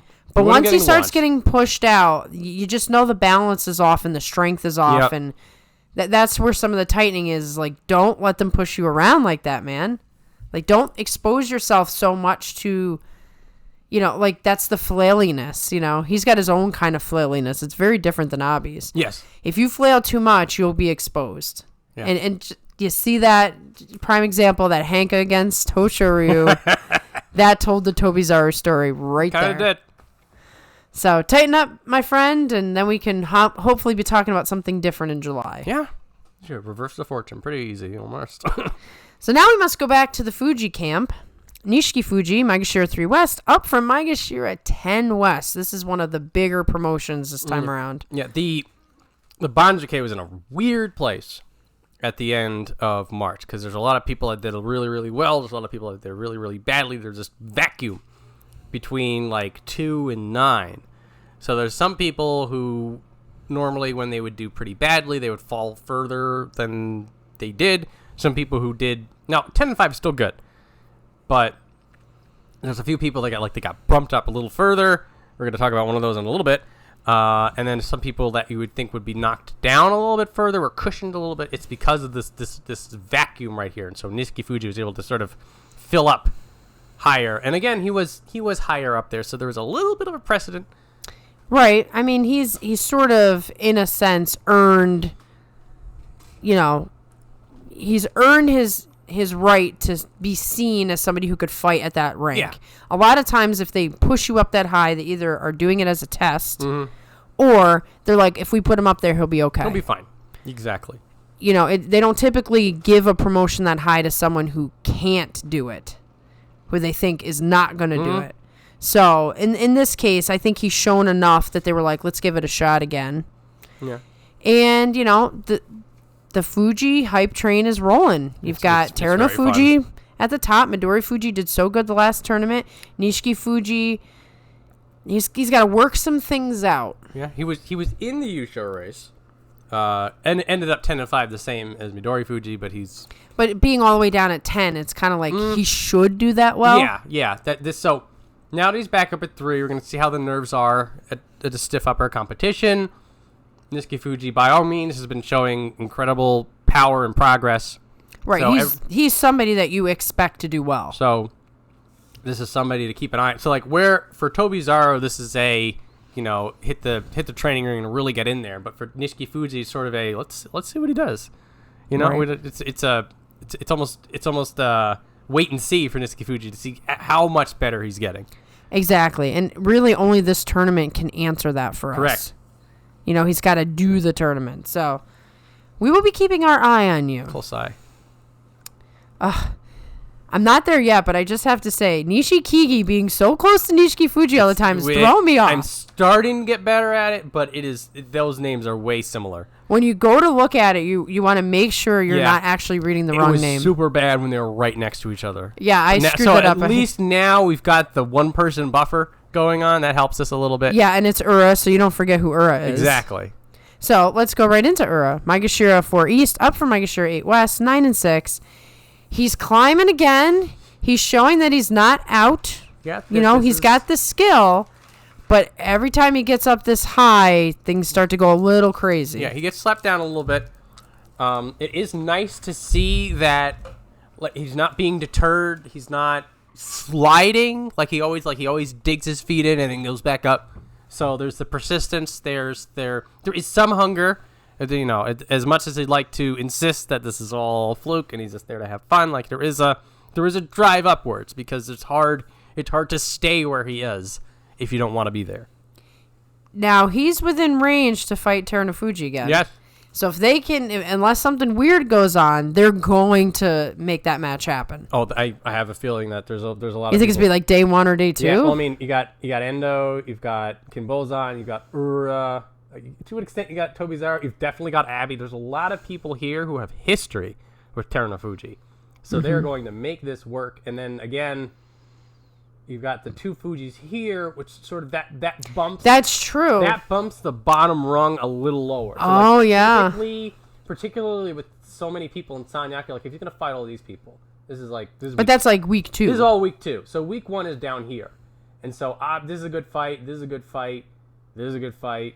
And then this is a good fight, and this is good. So they're gonna. He's not gonna have it easy in that first week. They're gonna pull some strings to make that happen, but they love that Ura Terunofuji fight, and it's fun to watch. So I don't blame them. I mean, what kind of weird thing is Ura gonna do next? There's only one way to find out. Put those 2 in the ring and let them go. I know I've said this a million times, but it's the truth. He really reminds me of Majin Buu. I mean, he does the silliest stuff while he's fighting. You actually expect to see him like skip on one leg while he's in the Tachi eye and like, okay, come and get me, And that's exactly how he fights when he fights Terunofuji. So at this rank, he is also in range of everyone else in Sanyaku, which means that if somebody's snoozing on a day, can pull a very embarrassing loss of like he can pull a fast one on Hoshoryu if he's not paying attention. Hoshoryu's blinded. I worry about him pulling a fast one on Takakeisho. I'm not also possible. So Takakeisho usually has that. He's been fine, but I'm always worried about it. Yep. Particularly when he's not in the best physical shape, Ura could do anything. Watch him try the leg pick. Watch it. Oh my god. I'm predicting this now. Ura's going to try to leg pick Takakeisho. I'm calling it now. Oh my god, that'll be hilarious. And I Takakeisho, I'm warning you in advance. You don't listen to this podcast, but be wary of the leg pick. Ura is crazy enough to do it. And he'll do it. Slap him down. Slap him down. You don't need to be mean about it. You don't need to get fired up. Yeah, well, Takakeisho will get mean about it. Yeah, I mean, yeah, just give him a haymaker across the face and let him hit the ground, and we'll be fine. And then he'll just bounce right up and here we go. Woohoo! And he'll be fine. Oh man, I almost got it this time. Okay, now we're gonna get to Nishikigi. I got it. Maegashira 4 West, down from Maegashira 3 West, 6 and 9. Not that bad of a demotion considering the record. But, he's been around a long time. They're giving him a little bit of grace here. Yeah. The veterans in March collectively did not have a good time of it. But Nishikigi probably had the least worst of it, I'll say. True. And so to reward his fighting spirit and, again, consistently good sumo coming out of him, they only bump him down a little bit. Which is either good or bad news, depending on how you look at it, because he's going to have the same fights he had in March, because he's not that far down. Which didn't go so well. So, on one hand, it gives him a second crack at it to say, I do deserve to be here, but he's somebody who's going to have to run through the entirety of Sanyaku. And he's got a couple of guys who are now, like Kinbozan, who are right there. Yep. I think he's going to have a rough time of it. I'm not going to predict whether or not he gets Kachikoshi, because he could go either way. Yeah, but it's not going to be an easy one. It'll be an uphill battle. And he definitely has his work cut out for him. And really, it's up to him to rise to the occasion or to get knocked down a few pegs. And considering all the crazy retirements that we've had, you never know if this is going to be the last time you see the guy or not. So it's possible. I don't know. Some of them, we'll get to it. We're usually talking to him by now. Tamawashi is just never going to retire because they're going to have to drag him out. That's all I'm going to say about that. So Nishikigi is in that same vein of Tamawashi. I could see him just, you'll know when it's time. You're not going to get blindsided. He'll fade. Right. There'll be the slow fade into like Juryo, and then it'll be like, oh, I'm going to get demoted to 3rd division. I'm done. I'm out. Yeah. So now we get to get on the hype train again for Kinbozan. Maegashira 5 East up from Maegashira 14 East. This is one of those times where they're saying, let's see what you can do. Let's see what you got. Kinbozan, so in March, it was all about the new prospects. Mostly, and then other stuff too. But like that was one of the main threads. And it's amusing that there's so much going on in May that like it's almost like we forgot there were new people that came in March. I did forget there were new people. Like, Hokuseiho, who's that? Yeah, who cares about him? Ochi? Who's that? Some dude in Juryo, who cares? Yeah, but so Kinbozan they threw him in a trebuchet, just like you're going all the way up. So you're gonna go from getting used to the top division to fighting the best of the best in one tournament and go. So it's going to be like, if things go the way that we hope from a prospect, he's just going to get another 11-4. We're all going to be blown out of our minds. And we're going to be all psyched like, oh, here's another. Yeah. And then he's going to do that meteoric rise. And this is something that you always point out that's true. And that if you want to be like, if you are somebody who's like the best, the prodigy, then you don't slow down. You're just a rocket ship. Right. You're up before anybody can remember that you were down. Exactly. Who remembers Hakuho as a Maegashira 14? No one ever. Who even remembers Hakuho as an Ozeki? No. What was it, like 2 tournaments? Maybe 3? Not a long time. Yeah, so if you want to be the next great star, you got to make it so that nobody remembers that you were anything other than Yokozuna. Yeah, so it'll be a massive test for Kinbozan now that he's all the way up there. And by the same turn, it's sort of a... is the meat grinder going to crush him, or is he going to break the meat grinder on the way up? Exactly. So, again, going to Tobizaru, not to pick on him, going to Nishikigi, who he says he's going to have a tough time of it. Like you had mentioned, here's somebody who is going to be a dangerous threat. Yeah, and we will say that the Yokozuna thinks this too, because in the practice session, he kept calling Kinbozan out. It was very interesting because when Takakeisho was there, obviously he was not interested in fighting. Everyone's going, ah, ah, ah, ah. As soon as Terunofuji entered, everybody got real quiet, and nobody raised their hand. It was like Terunofuji's going to pick who he wants. Yeah. And when he pointed to Kinbozan, I thought for a second, Kinbozan probably like, no way, man, you don't mean me. Me. It was a moment, and it was a very distinct point, like you, I want you. So Terunofuji obviously either wants to test Kinbozan out or sees something very interesting in him. I have a question. Whose stable is he? Who is his stablemate? Is it Tomokaze? Can we check that? Let's find out. Because I was having a live stream conversation with a couple of guys, and I can't remember now who. No. Ura, Hiradoumi, Oh, it's Ura. Okay. Chiranoumi, and Shimanoumi. See, sometimes this makes sense that it's Ura. Okay, so Kinbozan seems very, very hyper focused on injuries in his interviews and stuff, and I don't see many guys actually say it. It's probably because he watched what happened to Ura. Makes sense. So I'm hoping that in terms of the injury, like the injury proneness of things, Kinbozan is thinking about it in the proper way that will keep him in good shape versus the way that will actually make you get hurt because you do something. Because you're overcompensating. Exactly. So, I don't know. I feel good about him. I feel like there's some real possibility of, greater heights. But now we know that he will not be facing Ura. Good news for him. Yep. So unless it's a usual playoff, I'm just going to say it. Oh, boy. One of these days we're going to get a usual playoff in a stable. We're going to get it. We want to see it. Let's go. So anyway, Kinbozan, cautiously optimistic. Obviously, we have not seen enough of him to know for sure. He himself couldn't tell you. But I think he's going to have a good tournament. He'll have good. You're not expecting an 11-4?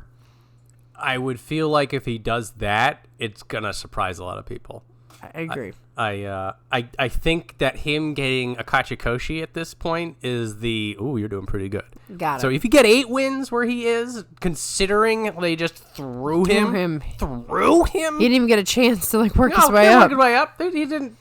There's not no work through. He's just like, here you go. Here's the top. Here's the best. You want to fight Sanyaku? Go. And like you said, he's likely going to fight Terunofuji.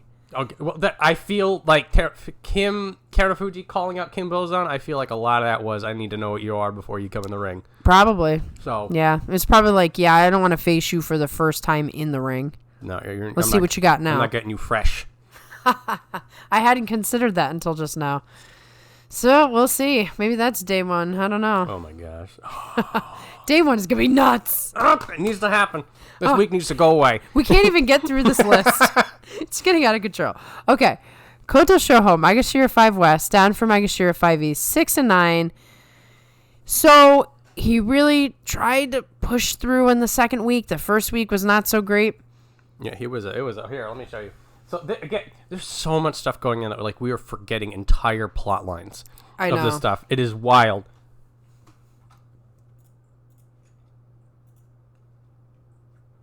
So this was his story.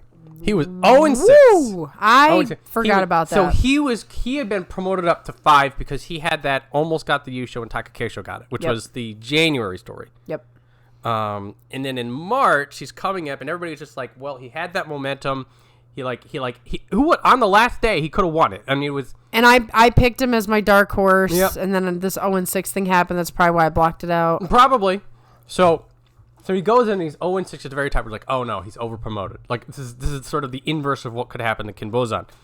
And we're like, so it was almost frustrating because Kotoshoho has always been kind of the person who, like, he needs his focus. Found like he had his focus. He almost had the Yusho, almost like got it on a no sell. It's like, oh yeah, I got it, no big deal. So he's like, we figured it out. So then he gets to 0-6. We're like, oh, that's a brutal. Because not only is he then going to get knocked down, but he's lost his momentum. He lost his confidence. It's like, it felt like they kicked the sandcastle over. Yep. But then he gets 6 of those 9 wins on after the 0-6, which says that at some point he's like, no, I'm not going to let this go away from me. Right. And if he had just started a little sooner, we're talking about 7-8, 8-7. Exactly. So the momentum is going in the right direction, which hopefully for this tournament would continue. That's the hope. That's the hope. That's the hope. Now he's, again, gently pushed down 6-9. He loses a half run. Part of it was the fighting spirit. Part of it was the weird, Banzuke vacuum. But not something to be counted out. If he keeps the momentum, if he keeps the fighting Takakeisho on the last day mentality and not the 0-6 mentality. But this is a Koto issue. Yes. In general, is you got to find that focus. You got to make sure it's that the right energy and a mixture of energy is the one that you got. So it's a bit of a question mark what we're going to get with him. He's still very, very young, and I feel like it is very telling that him and Kinbozan are on the same rung together because they are both young prospects. Though it is worth noting that Kotoshoho is what typically happens to young prospects, which is that they have that struggle. Right. So whereas then Kinbozan is hopefully... Is Kinbozan going to go upwards, or is he going to go the way of Kotoshoho? And that's what we're going to find out with Kinbozan, and whether or not Kotoshoho can right the ship and then start shaking things up even more. Higher up is going to be what he's going to be up to in May. Right. And there was some chat in the live streams where there was some questions about how things are going in Sadagakake stable in terms of the training. Isn't Kotonowaka's in the same stable, correct, right? It's Kotonowaka. Have you noticed they have the same kind of problems? Yep. Also, Koto Echo has the same. Koto Echo. Remember, there's that forest of getting lost outside of their stables. The metaphorical, they wander the forest without direction and needing to get out. So Kotonowaka seems to at least have the raw talent. Yes. To sort of just burn through it, but Kotoshoho should in theory, but he's really lost. It's a real struggle. And then Koto Echo's struggles are legendary. Mm-hmm. So yeah, there's something going on there, and they're all have the same thing, the same problem. So hopefully that's something that can be righted at some point. Oh, but we'll see. So next we have Meisei, perpetual dark horse who's starting to lose a lot of steam. He's gone down to Maegashira 6 East, which should be an okay position for him. But at Maegashira 4 West, he was 5-10, and he didn't look so good. Yeah, so for Meisei for the longest time, like it was all the way back when he was in Sanyaku, and it was all the naysayers, and he was still trying to figure things out, and we're just like, oh no, he's got the talent, he just needs to put it together. There's a lot of pressure, there's a lot of stuff. He got injured, he fell down, and now he's coming back up. It's like it felt like the world's like running past him. Yeah, it does. So I feel like I'm getting the impression that like the level of talent that Meisei has is not elevated to the point that he can push back through like he was before. And so Meisei now he has a new problem. So like almost like, whether he gets a 5-10 or an 8-7 or 7-8, like I feel like the record at this point doesn't matter. He needs to evolve something. Right, or else, like you said, the record is just going to determine where you rank. Yeah. It doesn't determine how good of a fighter you are. His issue is not like specifically where he is in the Banzuke. It's the trajectory. It's the inability to go upwards when beforehand it didn't seem like it was a problem. Right, and there could be a naggingness to the injury. It's always possible. That is mentally affecting him, because I never think it's, barring an injury that we know about, very rarely does an injury on its own create the problem. It's the injury putting doubts in your head, if it's one of these minor injuries. So perhaps it's messing with his mental preparation. It could be mental. It could be one of those things that like, you just lost 5% forever. True. And like you're never getting that 5% back. So who knows with him, but this is the kind of thing like you have to, sumo does not care. No. And this is why this could be a problem that maybe he solves now, maybe he solves it 3 months from now, 4 months from now, maybe he never solves it. Right. And so for Meisei, like we'll be watching and it'll be sort of a, where's your ceiling? Beforehand it was Sekiwake, and now the ceiling seems to be falling on him. Yeah, it's got a big leak in the center. A little upsetting because Meisei did seem to be the kind of person that it felt like the ceiling was going the other way. And that he could quiet those naysayers. Like, Yes. okay, that's great that you don't think anything of me, but I'm more than what you think. Like, so, yeah, beforehand, the discussion was, he's too high. He broke through the ceiling, and he needs to be put back to where he, finger quotes, belongs. I did feel like at the time, those issues were disproven, but now it's sort of they're coming back. It's like, well, now the opposite's happening, and it feels like you're lower than you're supposed to be. Right. So you need to work to get back to where you belong. Well, it's going to be interesting. He's going to be somebody we won't be talking about too much. He's just going to be sort of in his lane, focused on his stuff, and none of the other narratives that are going on. Mm-hmm. So next, we have a guy who's worse off than Meisei. Yeah. I mean, who would have thought that I'd be reading Mitakeumi at Maegashira 6 West? It's a fall from grace. He was in Sanyaku for so long. It was time to get him like a placard to put on his, door. Oh, yeah. It was just like he would always be Sekiwake. It just felt like that. Like he'd be retiring at Sekiwake. There'd be nothing moving him. Exactly. And then he gets Ozeki, and that was the end of it. Yeah. It's that being Ozeki killed his career. It kind of feels like it. It's weird. So for Mitakeumi, like I always like it when the pairs are thematic in the Banzuke. So like you have Kinbozan and Kotoshoho next to each other at 5. They're both early prospects, and so you go to Kinbozan and be like, you could be upwards, or you could be like this guy. And then you go to Kotoshoho and you sort of challenge, like, look at Kinbozan. Look what he could do in so little time. How about you get off your keister and get to it? So for Meisei and Mitakeumi, I feel like they both have the same problem. It's just like, what are you doing down there so low? Let's get it together. Right, you don't belong You don't belong here. Up. So something, Chris Sumo, again, the Koto Shogiko interview, he talked about all 4 of the former Ozeki. And I found it very interesting about what he talked about with Mitakeumi. I know this is me quoting Chris Sumo, who's quoting a translated article from Koto. So we're playing telephone here, but generally it was just like, you need to train until you fall down from exhaustion. Was what he said. This is a theme that I've heard through the morphogenetic field. Okay. Mm-hmm. Everyone has made a comment on Mitakeumi's training, so there must be something to it. He must not train as hard as everybody else. I do feel like that's like, this is him quietly saying, it's just like, there's no reason you're down here. Besides, get that Mawashi on, do another 100 foot stamps. Let's go. Well, it's kind of funny because you could almost pair him with Shodai, except Shodai is far more successful. Here were the 2 Ozeki. Shodai wants nothing to do with, management. Mitakeumi really doesn't want anything to do with training or it's like, in a way, if that's how you feel, do you really want to be in sumo? It's a weird inversion. It is. It's like sumo's a grind. The whole thing, if you think about it, training day in and day out, eating, your meals are prescribed for you. Where you live is prescribed for you. What you do every day is prescribed for you. You have to follow rule after rule after rule, and you get your butt kicked every single day. And then you go into the Banzuke, you might not get the rank you deserve. You go into the tournament, nothing goes right, and it's like this for years. Uh-huh. If you don't love this, what are you doing in it? You have to embrace this grind, as they say. So it seems to me like Mitakeumi is like, this grind is not worth it. But when you've put so many years into it, you can't just leave. You can't just leave. Yeah. What on the flip side, though, a lot of the what I'll say, the more readily available interviews of wrestlers in general, and specifically Mitakeumi, like you can, the few amount of times that he shows up on Sumo Prime Time or any of like the other sumo YouTube channels, you really get to understand like the cult of personality around him, because he is such a cheery guy. He is very friendly, loves the fans.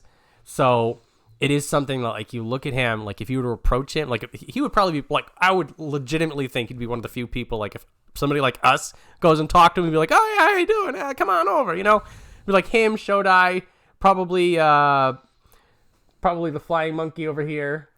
They would, I always, in the back of my mind, I always be like, if we actually showed up and be like, oh, yeah, we do a podcast, you're talking English about things, how do you feel about that? Like, he'd be like, whatever, let's talk about it. Like, I feel like he's one of those people. Well, you know what I would do? I have a Filipino aunt, so I'd be like, you're coming to Japan with me? Oh, and nice. You're going to talk to Mitakeumi in Tagalog, because then he's going to be our friend. And then I'm going to be like the biggest Mitakeumi fan that's ever lived. That's the thing. And so I feel like he is, like he likes being in sumo. He likes and He's a great face. He probably just hates training, which when I say all of this, I understand. Yeah. I would hate it. Yeah. It is a grind and it hurts. It physically hurts to train over and over and over again. He's 30?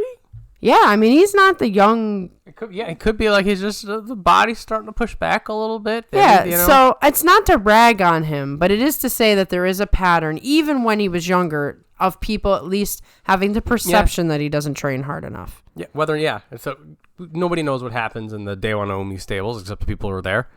Right. So, and, at the end of the day, the guy's won 3 titles? 3? 3 titles. Who else can say that? 3 titles and he doesn't like to train.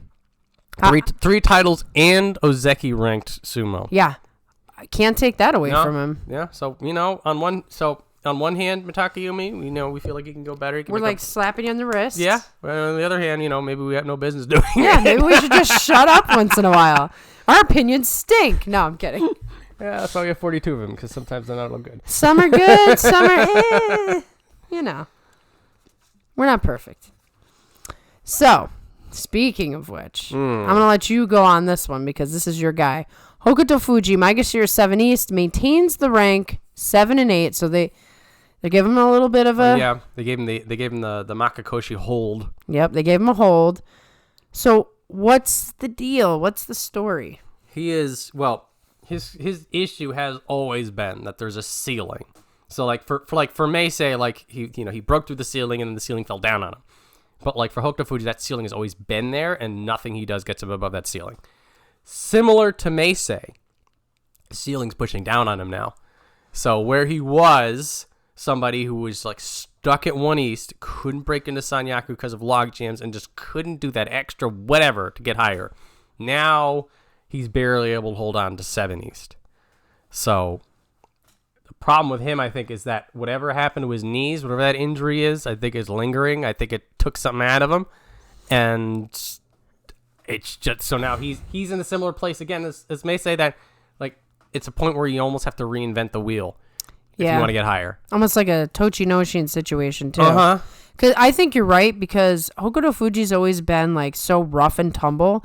If his knees are done, he can't get the speed, he can't get the power, and everything is about that tachi for him. Yeah. So, as it should be for everyone, but I mean, in particular, those clashes are epic with Hokutofuji. There are some people who live and die by the tachi. Tamawashi, his partner in crime, is also one of those people. Ah, yes, they have mixed well again. Yeah, I love this. Do you think that's intentional?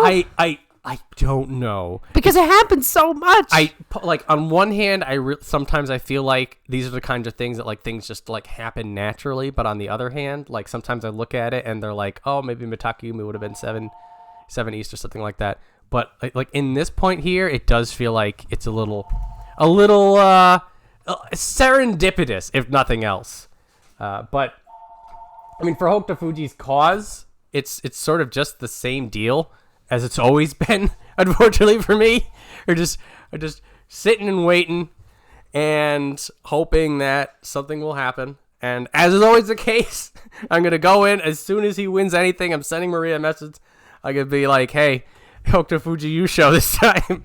That will never change out of me. There's no quitting me for that. Speaking of what a celebration would be, I mean, we would definitely be celebrating, I'd say, for 2 months if Hokutofuji won. I told you. We're not. If Hokutofuji wins the U show, this is going to be all you guys see for 2 hours. Hokutofuji's picture.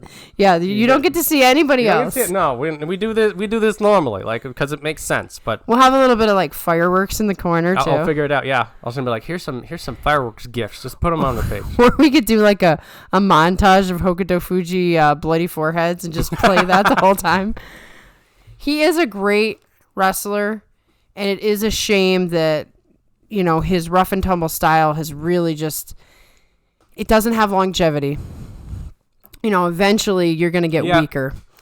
But hey, no one can say a Hokutofuji match is boring. No, yeah, it could just be. I mean, this is the sad reality that's slowly sinking in, is that it's just he's slowly sinking because it's just time's caught up to him. It catches up to almost everybody. Right. It's sort of you can indulge in sumo and have a good time, but the reality of life is so so apparent when you're watching The sumo. glimmer of hope is that belt stuff he pulls out every once in a while turns into something. That's Yeah. my hope. That's Yeah. the hope of going into every time. I'm like, oh, he did more belt stuff. Come on. He can do it. Yeah, if he turns into a belt guy, maybe he does something. No. No, well, maybe he'll surprise us this tournament. Hope. Every time I go in with that hope. Every time. There's no stopping until he retires. Yeah. Until he's not in the top 42. Every time I'm like, let's go. This is the one. Hey, he stayed in a long time considering. He has. He's not been doing the Juryo thing, so. Okay, so now we have to talk about Tamawashi, who I feel like we unintentionally cursed last time. Maybe a little We bit. literally said in the last preview show, oh, poor Hoshoryu with the ankles. Only Tamawashi would fight with a bad ankle and he'd be fine. And what happens? He has a bad ankle and he's not fine. At least not from his record standpoint. No. He was Maegashira 1 East down to Maegashira 7 West. I don't think that's as low of a drop as he could have gotten, personally. I mean, There's still a little bit of a cushioning. But he was 3-12. It was a rough time. But he was hurt. And, we're going to get to this later. But he had some comments about Ichinojo's departure that made me think, wow, Tamawashi's a hard ass. Oh, God. This man just feels like there is no reason to quit ever. So obviously he has no problem fighting with injuries. He's probably going to be still on the mend this tournament, I'm guessing. Probably. This tournament is going to us see whether this was just I got injured and had a bad time. Everybody has a bad Basho every once in a while. But if we get another struggle, then we'll be like, okay, maybe something's going on. Maybe something got taken out of the tank.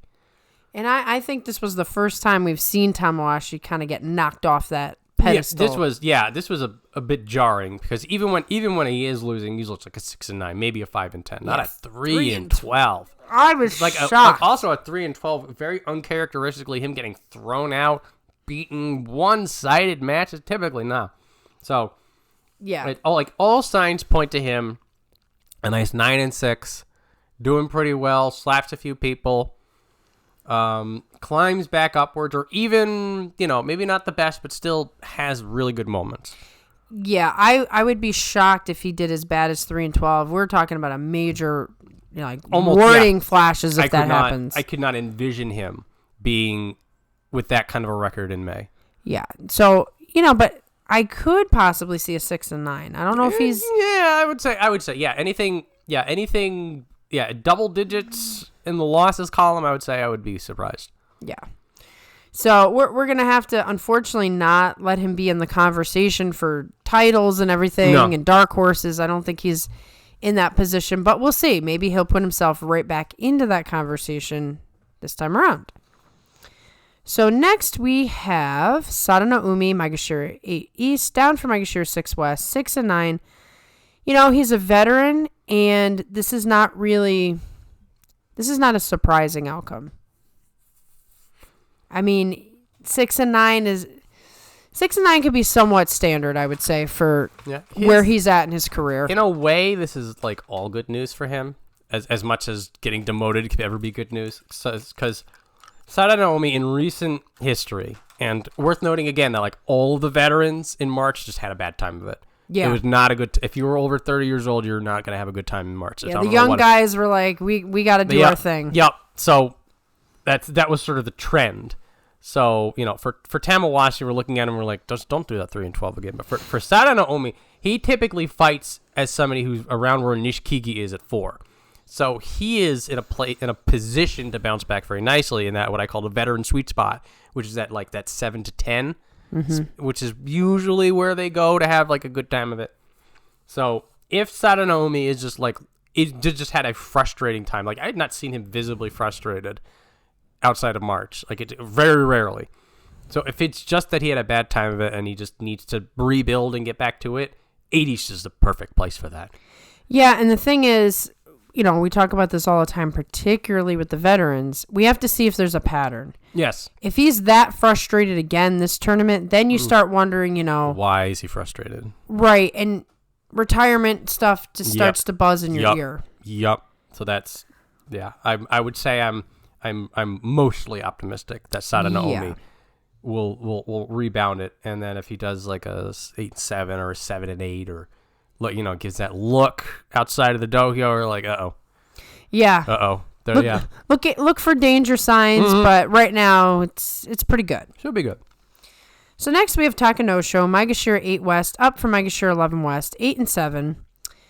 Nice promotion considering off of an 8-7. Guessing it's because he used to be Sanyaku, but he's still, I don't know. He was called out quite a bit in the practice sessions. He did a lot of training in those practice sessions. Good to see, sort of a vote of confidence, or it's sort of an encouragement in a way. Sort of like, come on, come back, come hang with us again. Yeah, you can go back into the fold. Like, he was fighting with Terunofuji. So hopefully that's a good sign. Hopefully he got a good workout and learned some things, because we know that something's been off with him for a while. Yeah, so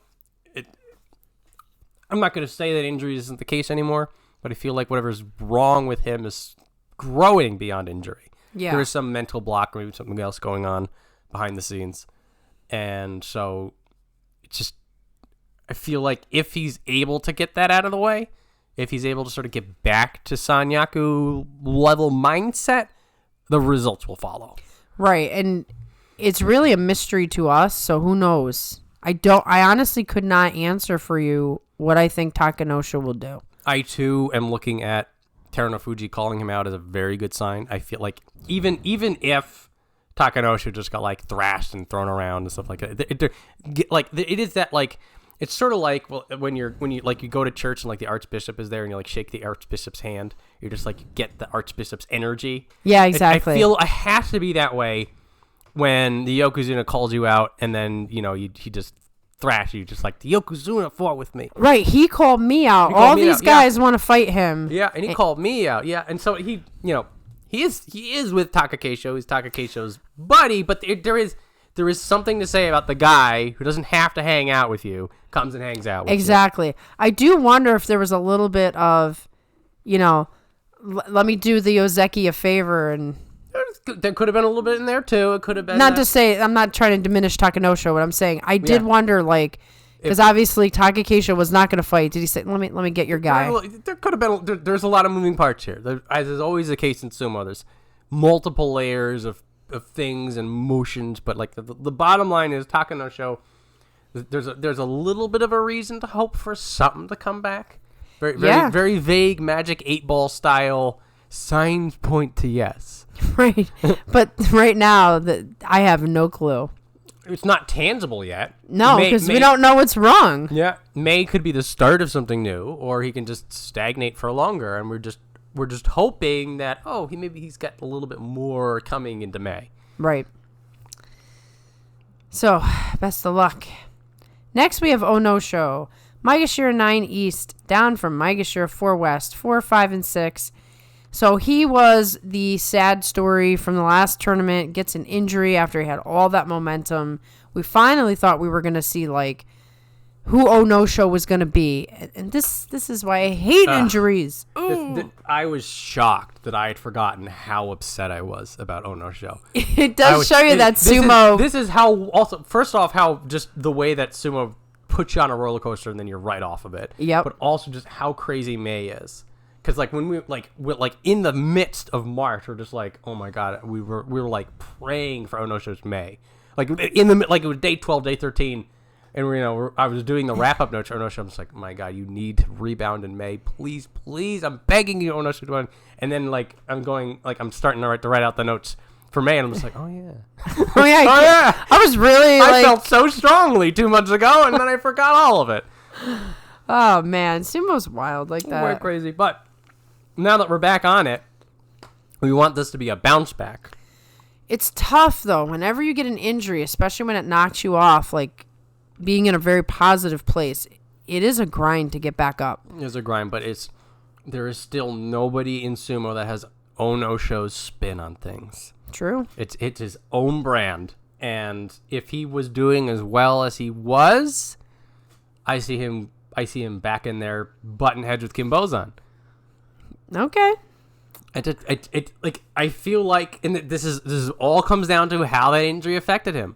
Right. If it's a bounce back, if it's an Abi style, oh no big deal, then he's back in the mix. If this knocked him down a step, either physically or mentally, then it's back to us waiting for Onosho to come back. Well, Onosho is very good at just sort of that whole concept of go forward, output your power, do your style of sumo.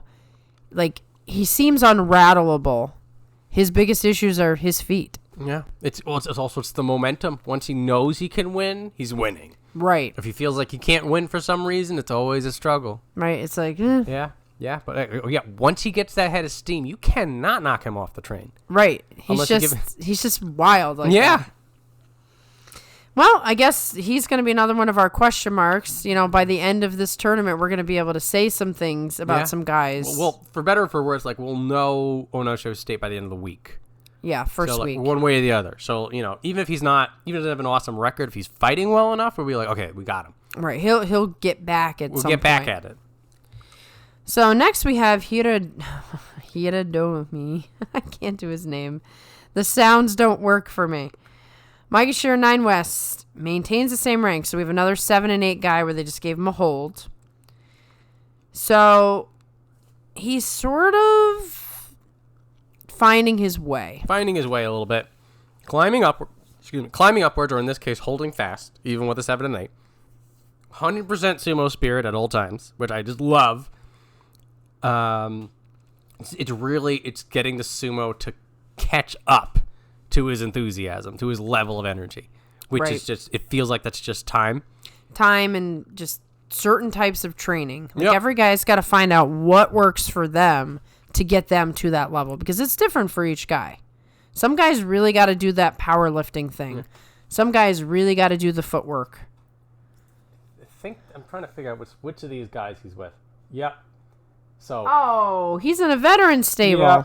So what's also nice about this is that he's got Tsuchimat. I believe he's fresh.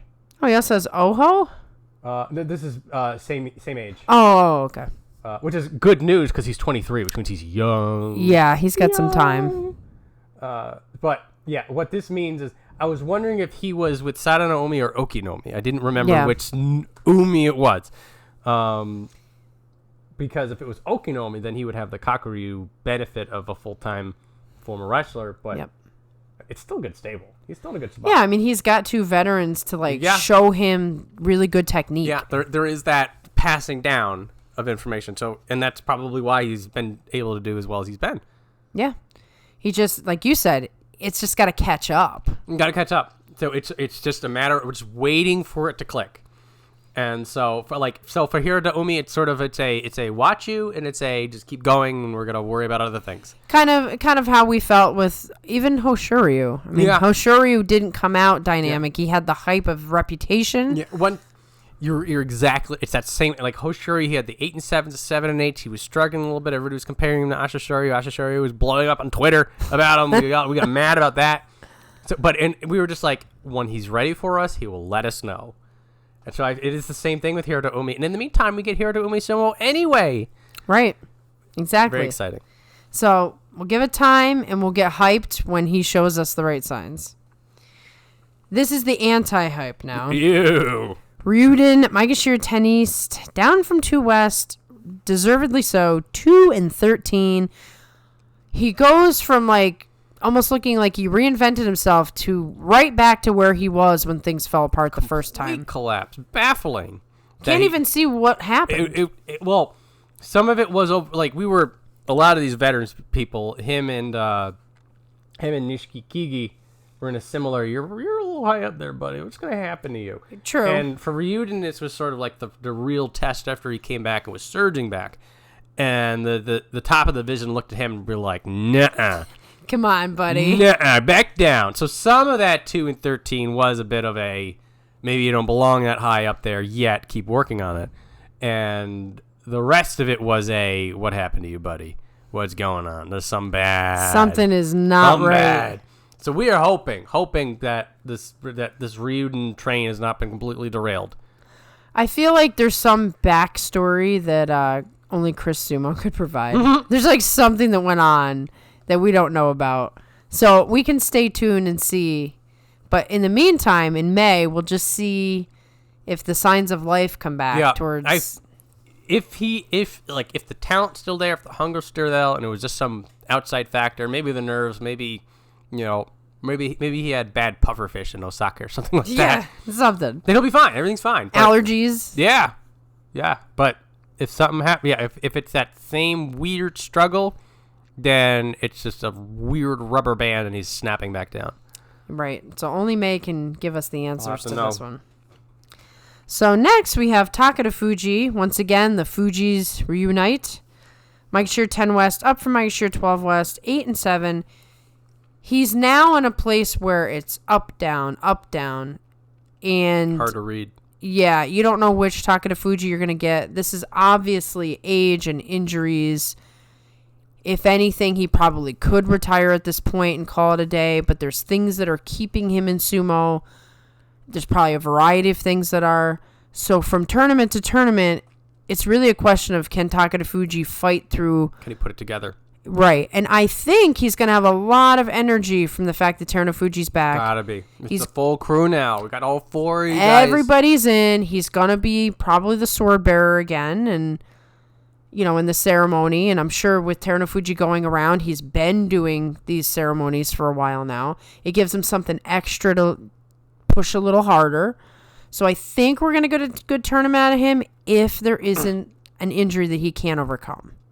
Yeah, if he's not just treading water with everything he's got, maybe he'll do another push-up. Also, if in the back of his mind he's just like, Terunofuji's not going to be here for much longer, I got to really do... I could see that. Maybe there'll be a little bit of that in there.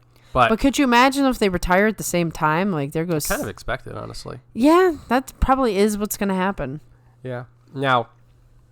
There is what I'll call the Terunofuji effect, that no amount of good karma in the world is going to help you if you're struggling. Yeah. So I'm hoping that does not happen for Takarafuji. I haven't even heard anything about Terunofuji, so who knows? Yeah, he fell off the face of the earth. Yeah, so we'll be rooting for Takarafuji. He was one of my very first favorites. There's like a handful of guys that I was like, this is my guy. Takarafuji, Shohozan, Ishiura. Yoshikaze. Oh, I love Yoshikaze. He was so cool. And then Takakeisho was like the tail end. And so I have a soft spot for Takarafuji, and, I'll enjoy him every moment that he's here. So next we have one of the guys who was on the hype train, and as you aptly described, I forgot all about him. Oh, yeah. Too much stuff happened between March and May. He was too quiet and orderly. Yeah, like, stop being so orderly. Like, go, like, I don't know, fight somebody. Yeah, go to all the other stables. Yeah, come on, man. We got to hear something. So Hokuseiho, 9 and 6, so that was good. Got a little bit of a promotion up to Maegashira 11 East, but he's not what I wanted to see. There's some awkwardness. There's some nerves. Yeah. I don't see the confidence that I would hope from a guy who's as big as he is. And I had hoped to see him fight Ichinojo. Oh, unfortunately. Hoped. Talk about that in a bit. Because I want to see somebody his height fight him. There's nobody left. There's Tochinoshin down in Juryo. I guess he could fight Terunofuji, but he's got a bit of a ways to go there. Yeah, so, I think one of his biggest issues is I don't know how he can engage in the Tachiai being as tall as he is. Tochinoshi knew how to do it. So Hokuseiho is going to have to learn how to, like, engage on head-on-head sumo with a guy who's, like, much shorter than you. Yeah. I am wondering how much of March was nerves. That's what May's going to tell us. Yes, it is. And, no, because we had mentioned that, like, he probably had the most pressure on him out of anybody in the top 42, because it was the Hakuho guy. He was touted as the next big thing. Here he is in the top division, and he's talking about how he's going to be Yokozuna. All eyes on him. There's no, like, I felt like there was no win condition. And there was a lot of, like, Hakuho was just around a lot around that time, doing a lot of interviews and stuff, which I heard he's now going to step back a little bit. So that was actually putting more pressure on him. More. He's on everyone's lips. So now this is going to tell us whether he just needed that adjustment period and now he's ready to go, or if he's going to be a slower burn. What's interesting is everybody has totally just said, who's that? Yeah, well, and they're focused on Ochiai. That could be good for him. Could be very good. Because, like, when it comes to the proteges of Miyagino Oyakata, it is now everyone is Ochiai. That's all you hear about. Oh, yeah. When you see them show up in sumo primetime videos, you know the hype is real. Mm-hmm. And, yeah, it's like Hokuseiho doesn't exist. Yeah. It's all, so maybe this could be his chance to reignite it. Also, when it came to that cluster of the up-and-comers that came up, Kinbozan was the guy who came out on top. So now, like, for the people who recently were promoted, everybody's talking about Kinbozan. When it comes to Hakuho's people, it's all Ochiai. So Hokuseiho could either be like, well, what about me? Or he can be like, well, time to let people talk about me again. Right. He could be a Wakamotoharu where everyone's talking about your brother. Yeah. And you're just slowly doing your thing.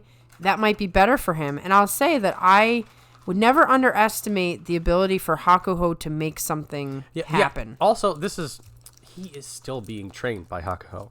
Yeah. He is still getting mentored by one of the greatest sumo wrestlers who ever existed, who clearly had his mind set on a future state even while he was still fighting. So it's not like Hokuseiho has been like put in a desk drawer. Right, exactly. Maybe by the media, but certainly not in sumo. He's not a high school yearbook. He's not forgotten. No. So I feel like this is why I feel like this is sort of, we're not done with him yet. Like, we shouldn't pass judgment on him unless he gets a 9-6 in May, in which case let's go right back to it. Well, that's it, Hokuseiho. You're done. You only got a 9-6. Yesterday's news. Nah, I'm joking. When's Ochiai coming? I know that. That's what they're going to do to him. I feel like people are already saying that. They are already saying that. I know. I feel bad now. I feel like a bad person. No. And as much as I like Ochiai, I'm going to start caring about Hokuseiho more.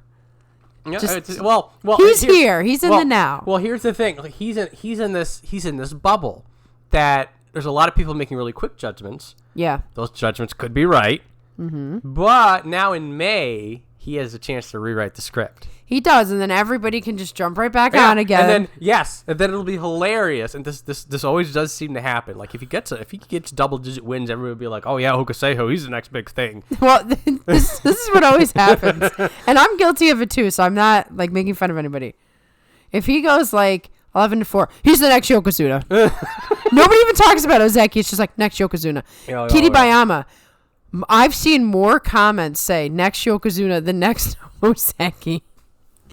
It's just, it's just funny. This is a sign of the times, though, because everybody knows that like the era of Yokozuna is gone, and now we're about to have the era of having a Yokozuna being gone. So we're getting to a point that like we're not even looking at who's gonna be able to get to Ozeki. Right, we don't care. We're just like, we need more white ropes. White ropes, where are they? Yeah. We don't want to be. We're looking around like we need another fix. We're about to run out of Terunofuji. Pretty much. So Terunofuji, you gotta last. You gotta last until there's a new Yokozuna.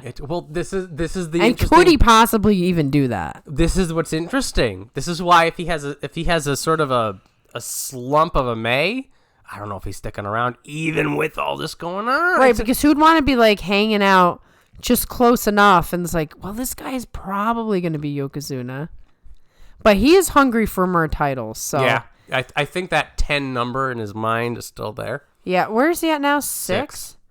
4 is not likely. I think he can get at least one more. I think he can get one more. It's probably going to be this month. Possibly.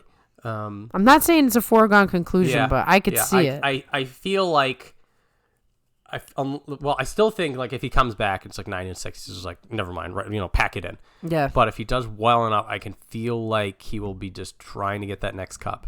Mm-hmm.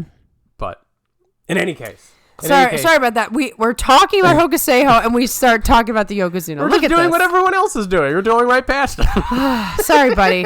I'm gonna get better. I promise. Okay, Hokuseiho, let's go. I feel like did he have a little struggle, or are we just winding up the thing to go?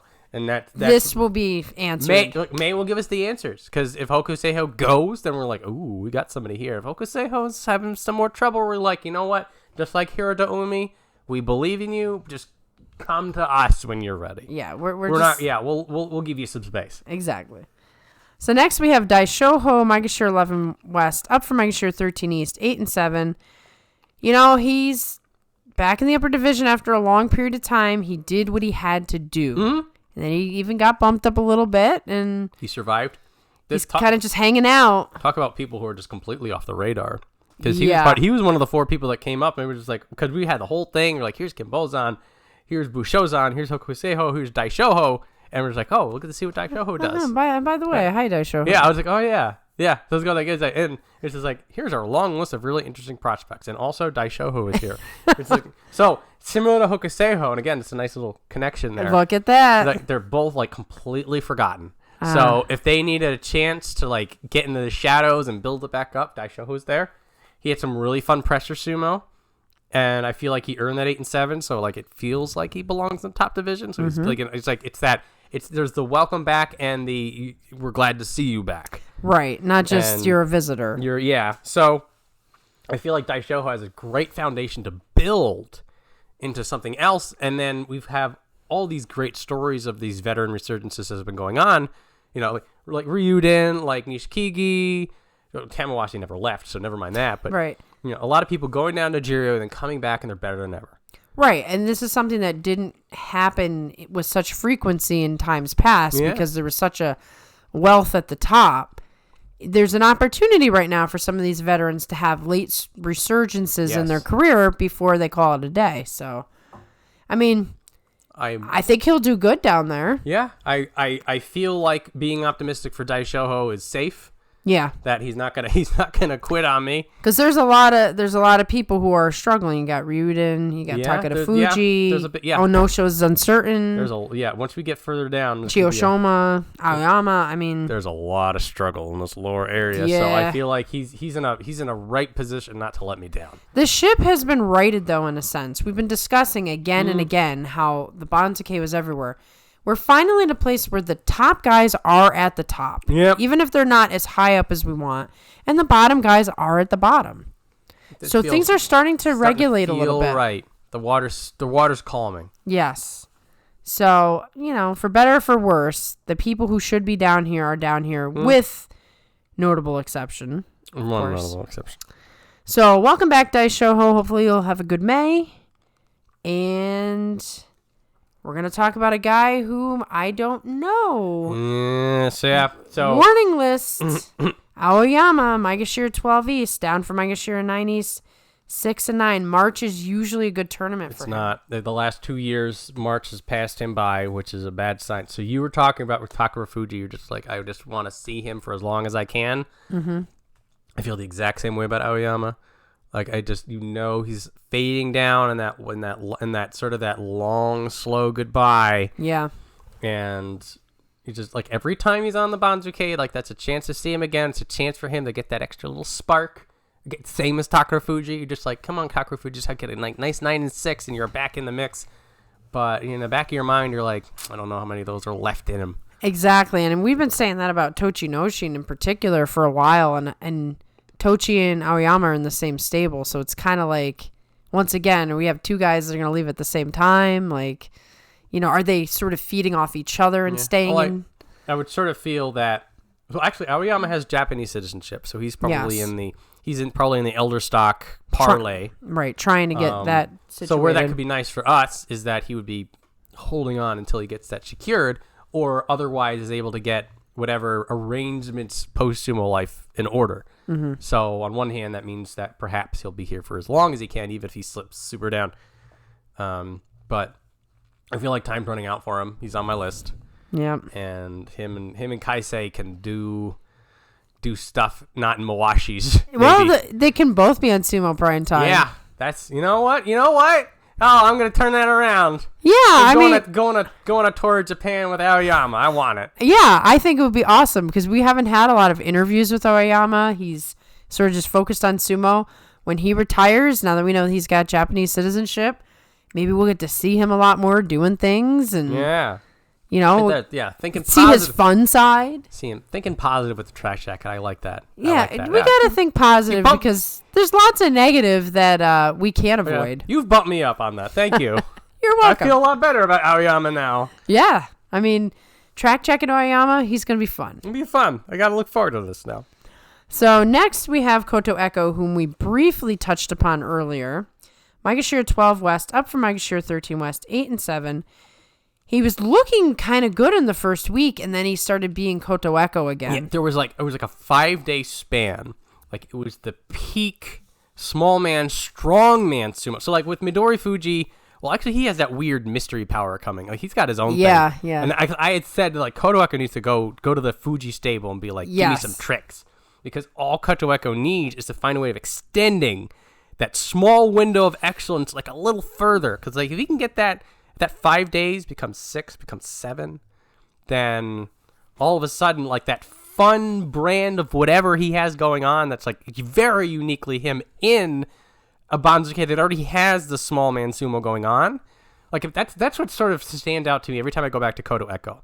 It's because it's like, oh, yeah, he's struggling. We don't know what to do with him. But, like, I always come back to him. I'm just like, what can he do? Because there is, like, the way he fights. It's different than Midorifuji. It's different than all these, like, Hiradoumi doesn't fight the same way, but he's doing better. Right. You know, Nishikifuji doesn't fight the same way, but he's doing better. Enho doesn't fight the same way, but we'll get back to that.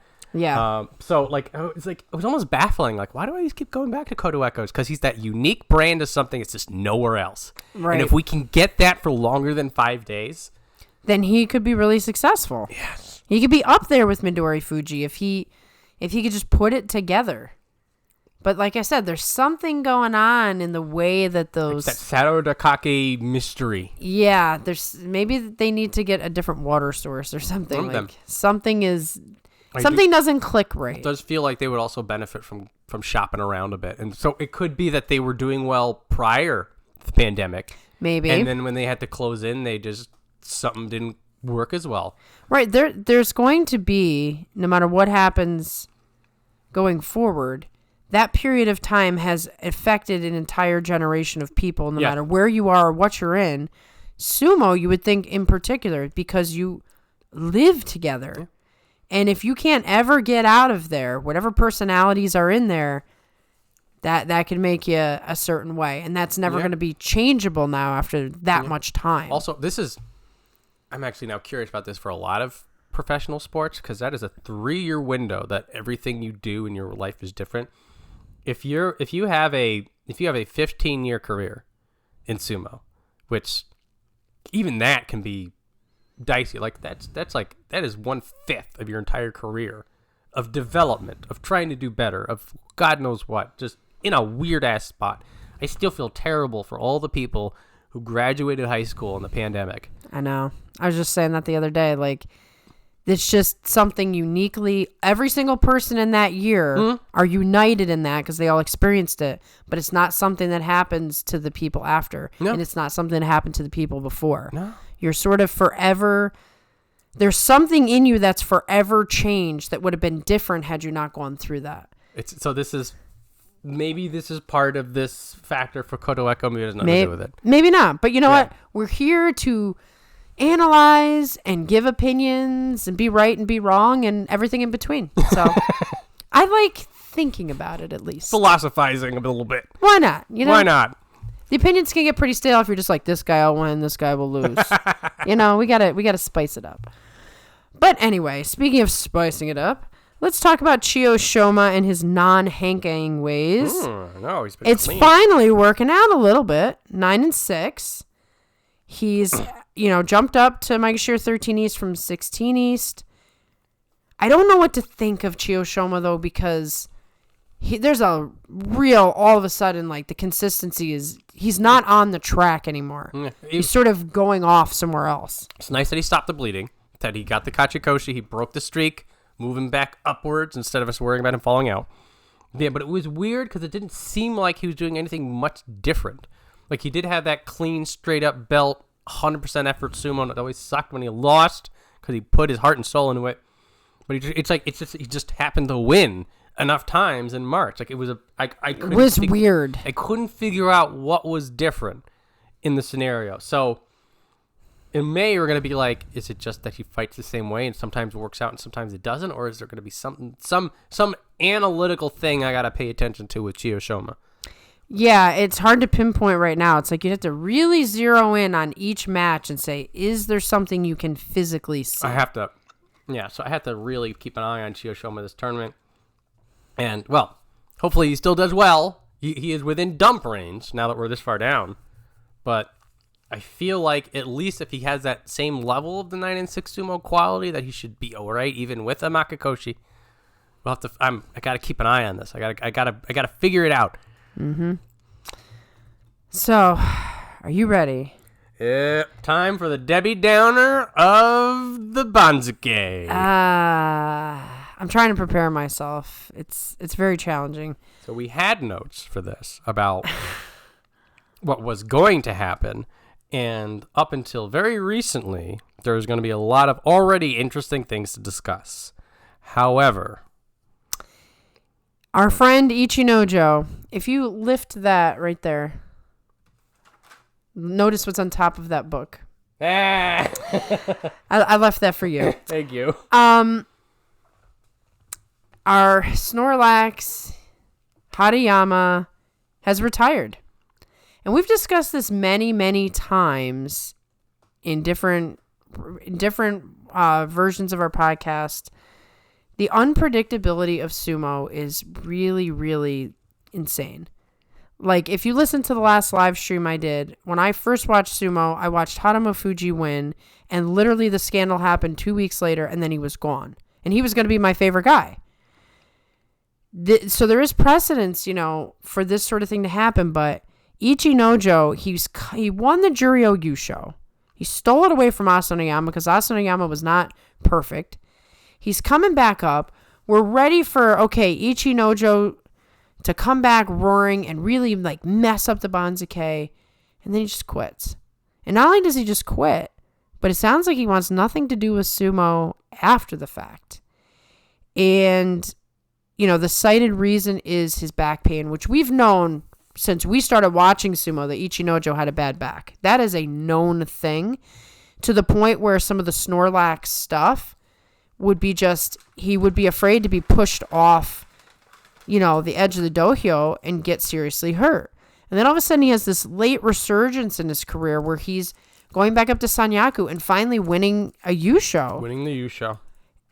And then the drinking thing, the exposure of the drinking thing, the situation with the stable master, and then getting suspended and sent down to Juryo. It's pretty obvious, and we'll never know what, and I don't want to even speculate, that Ichinojo had a lot going on to just walk away like he did. And it's sad. It's very sad. I'm going to miss Ichinojo. He's one of the first people who stood out to me when I started watching, because he's just one of the biggest men in sumo. He's so huge. And I didn't see this coming, even though I know how unpredictable sumo is. What catches me as doubly interesting is when they went around to talk to everybody about it, a lot of the wrestlers were surprised. So there was no rumblings of any kind. Typically, normally if there's some sort of an injury thing, there'll be sort of a, I was good to fighting with him. I guess he hit his limit. And you can also sometimes if somebody's super injured and they're fighting, you can tell that their opponents will fight a little differently. Yeah. Sometimes they'll push somebody back and then they'll grab them as soon as it's over. Just everybody knows about this. I mean, that's also the case with wrestling. A lot of these sports in general, the inner circle will always know this kind of stuff. Yeah. So the fact that the inner circle was caught off by this does tell you almost that the back had nothing to do with it. This is pure speculation. Right. Now, it could be that maybe he was just, putting on a strong face, and then one day he woke up and he was just I just can't do this. And that also happened, particularly he was 30, getting up there in years. As soon as you get older, it's harder and harder. Harder and harder. So not discounting the fact that this could legitimately have just been the back. But with sumo, so the question will always be, was it a personality thing? But we know for a fact there were other things going on. It had to have been a confluence of factors. It felt like it was some fighting, something going on behind the scenes. Right, did somebody just have a fight and he was just you know what? I don't need this and I'm done. Yeah. And he quit out of being mad.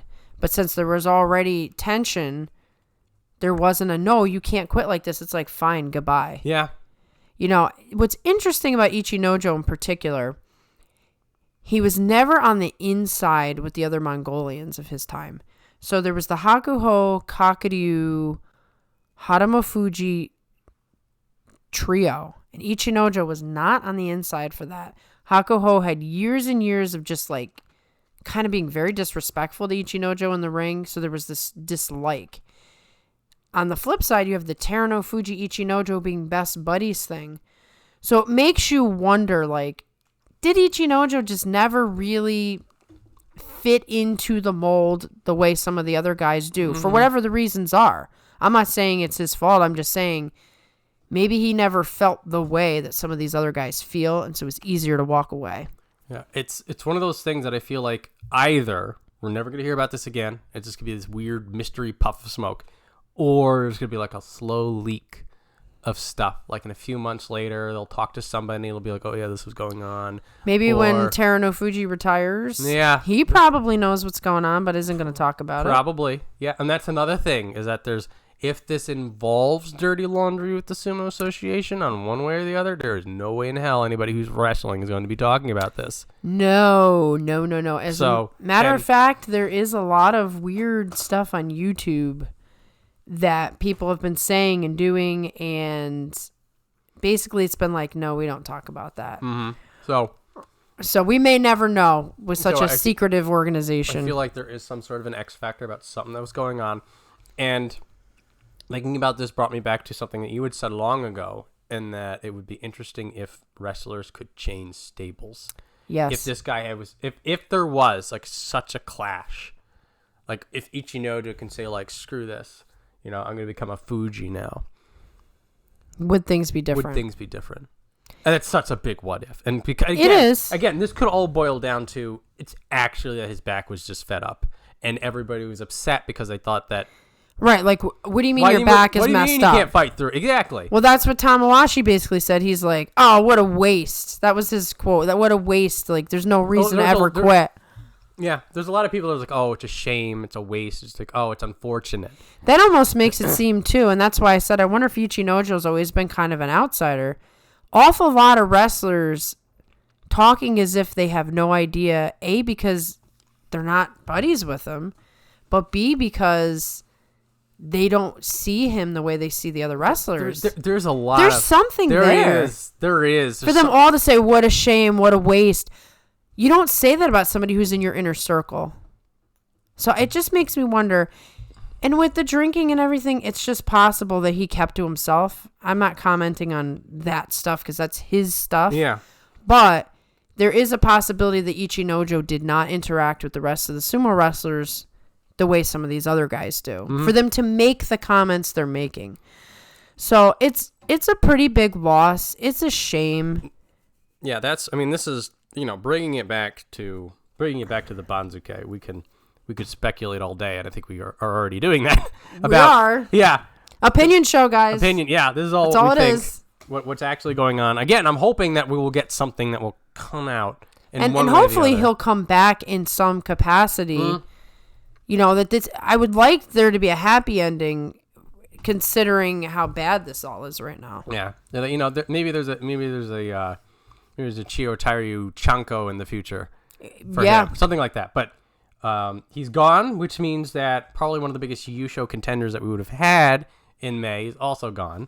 It does upset the apple cart as far as we already didn't have a 17 West. We already don't have a Komusubi. They're going to have to bring Juryo guys up. Yeah. Like, it's interesting that he chose to retire after he's already on the Banzuke.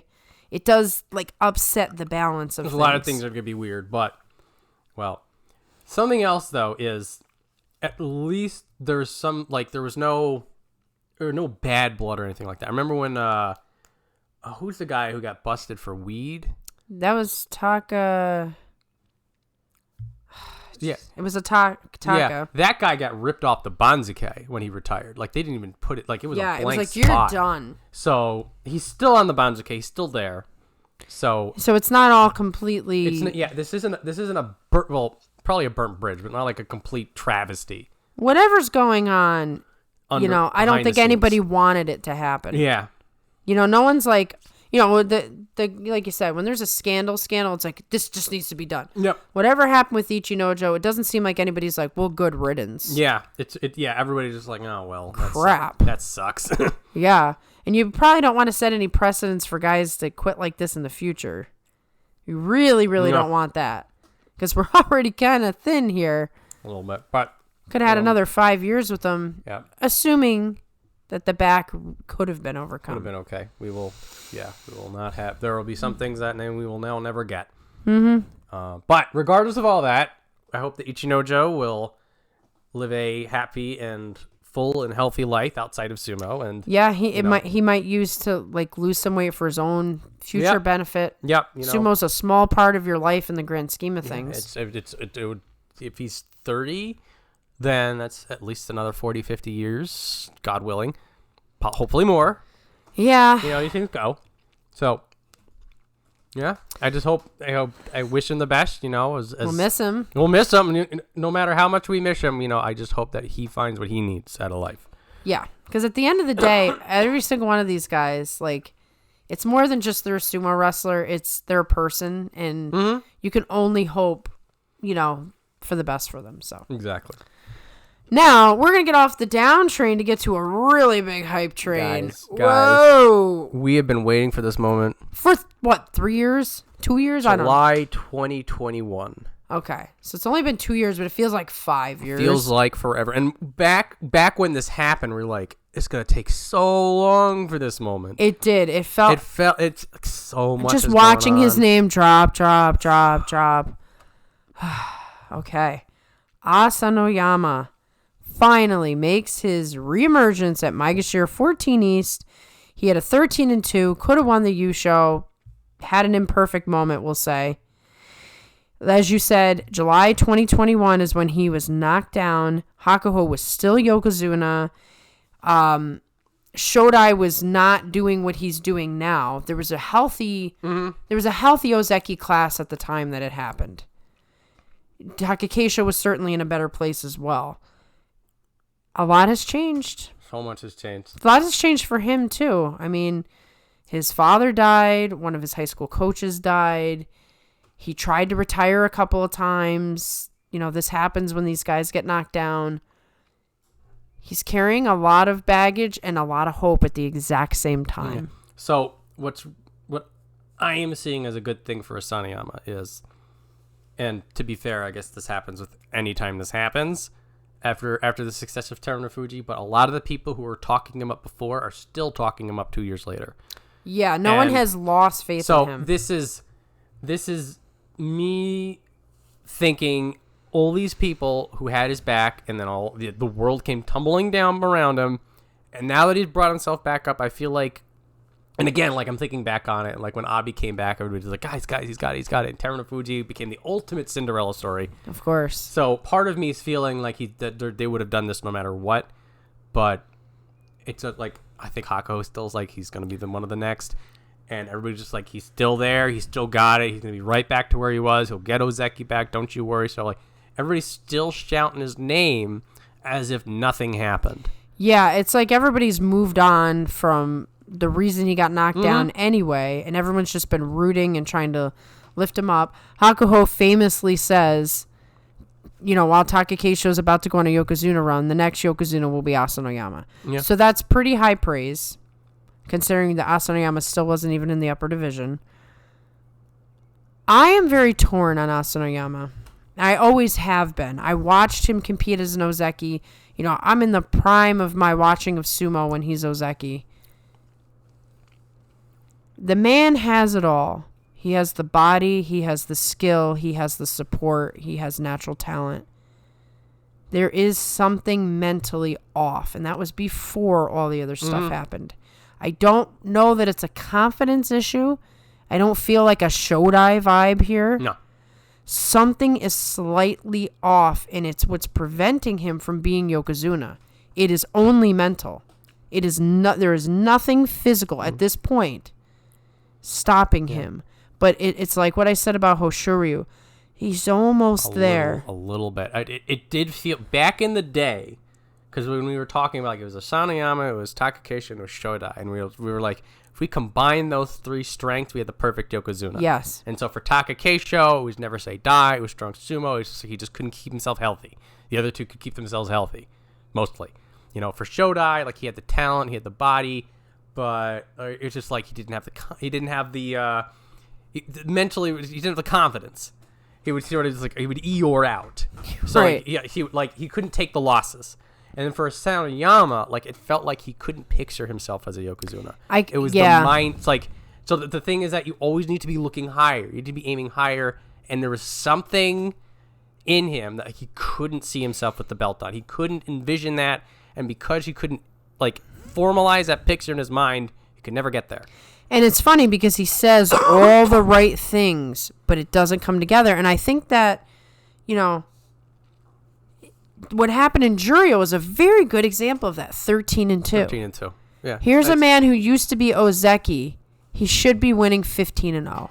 That thing is, I'm not saying, you know, he's sunk because of that, but I'm saying there's something there still. It is very, it is that it's not a 14-1, it's a 13-2. It's a half step behind. I'm going to say Asanoyama, let's see what you got.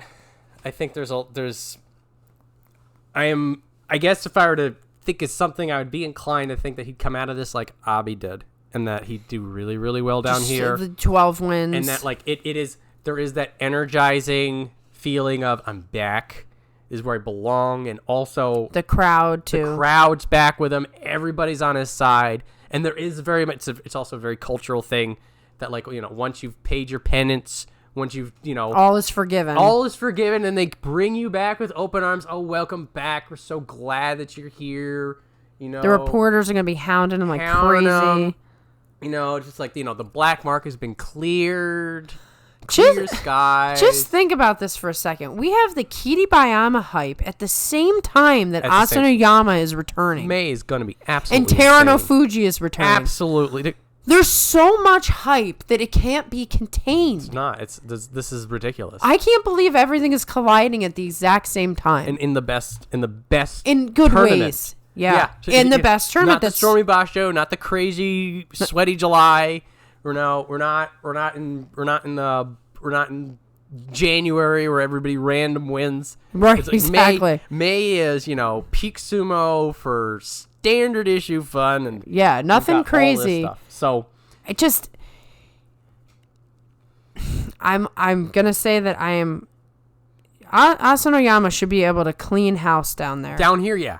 But I don't necessarily see him winning the U show. We're in a weird spot with him because we're simultaneously like, welcome back, let's see what you can do. And like in the back of my mind, we're almost waiting. We're just like, okay, we can really start thinking about this when he's Sekiwake. Yeah, because 2 years have passed and all these new guys are there that he hasn't fought.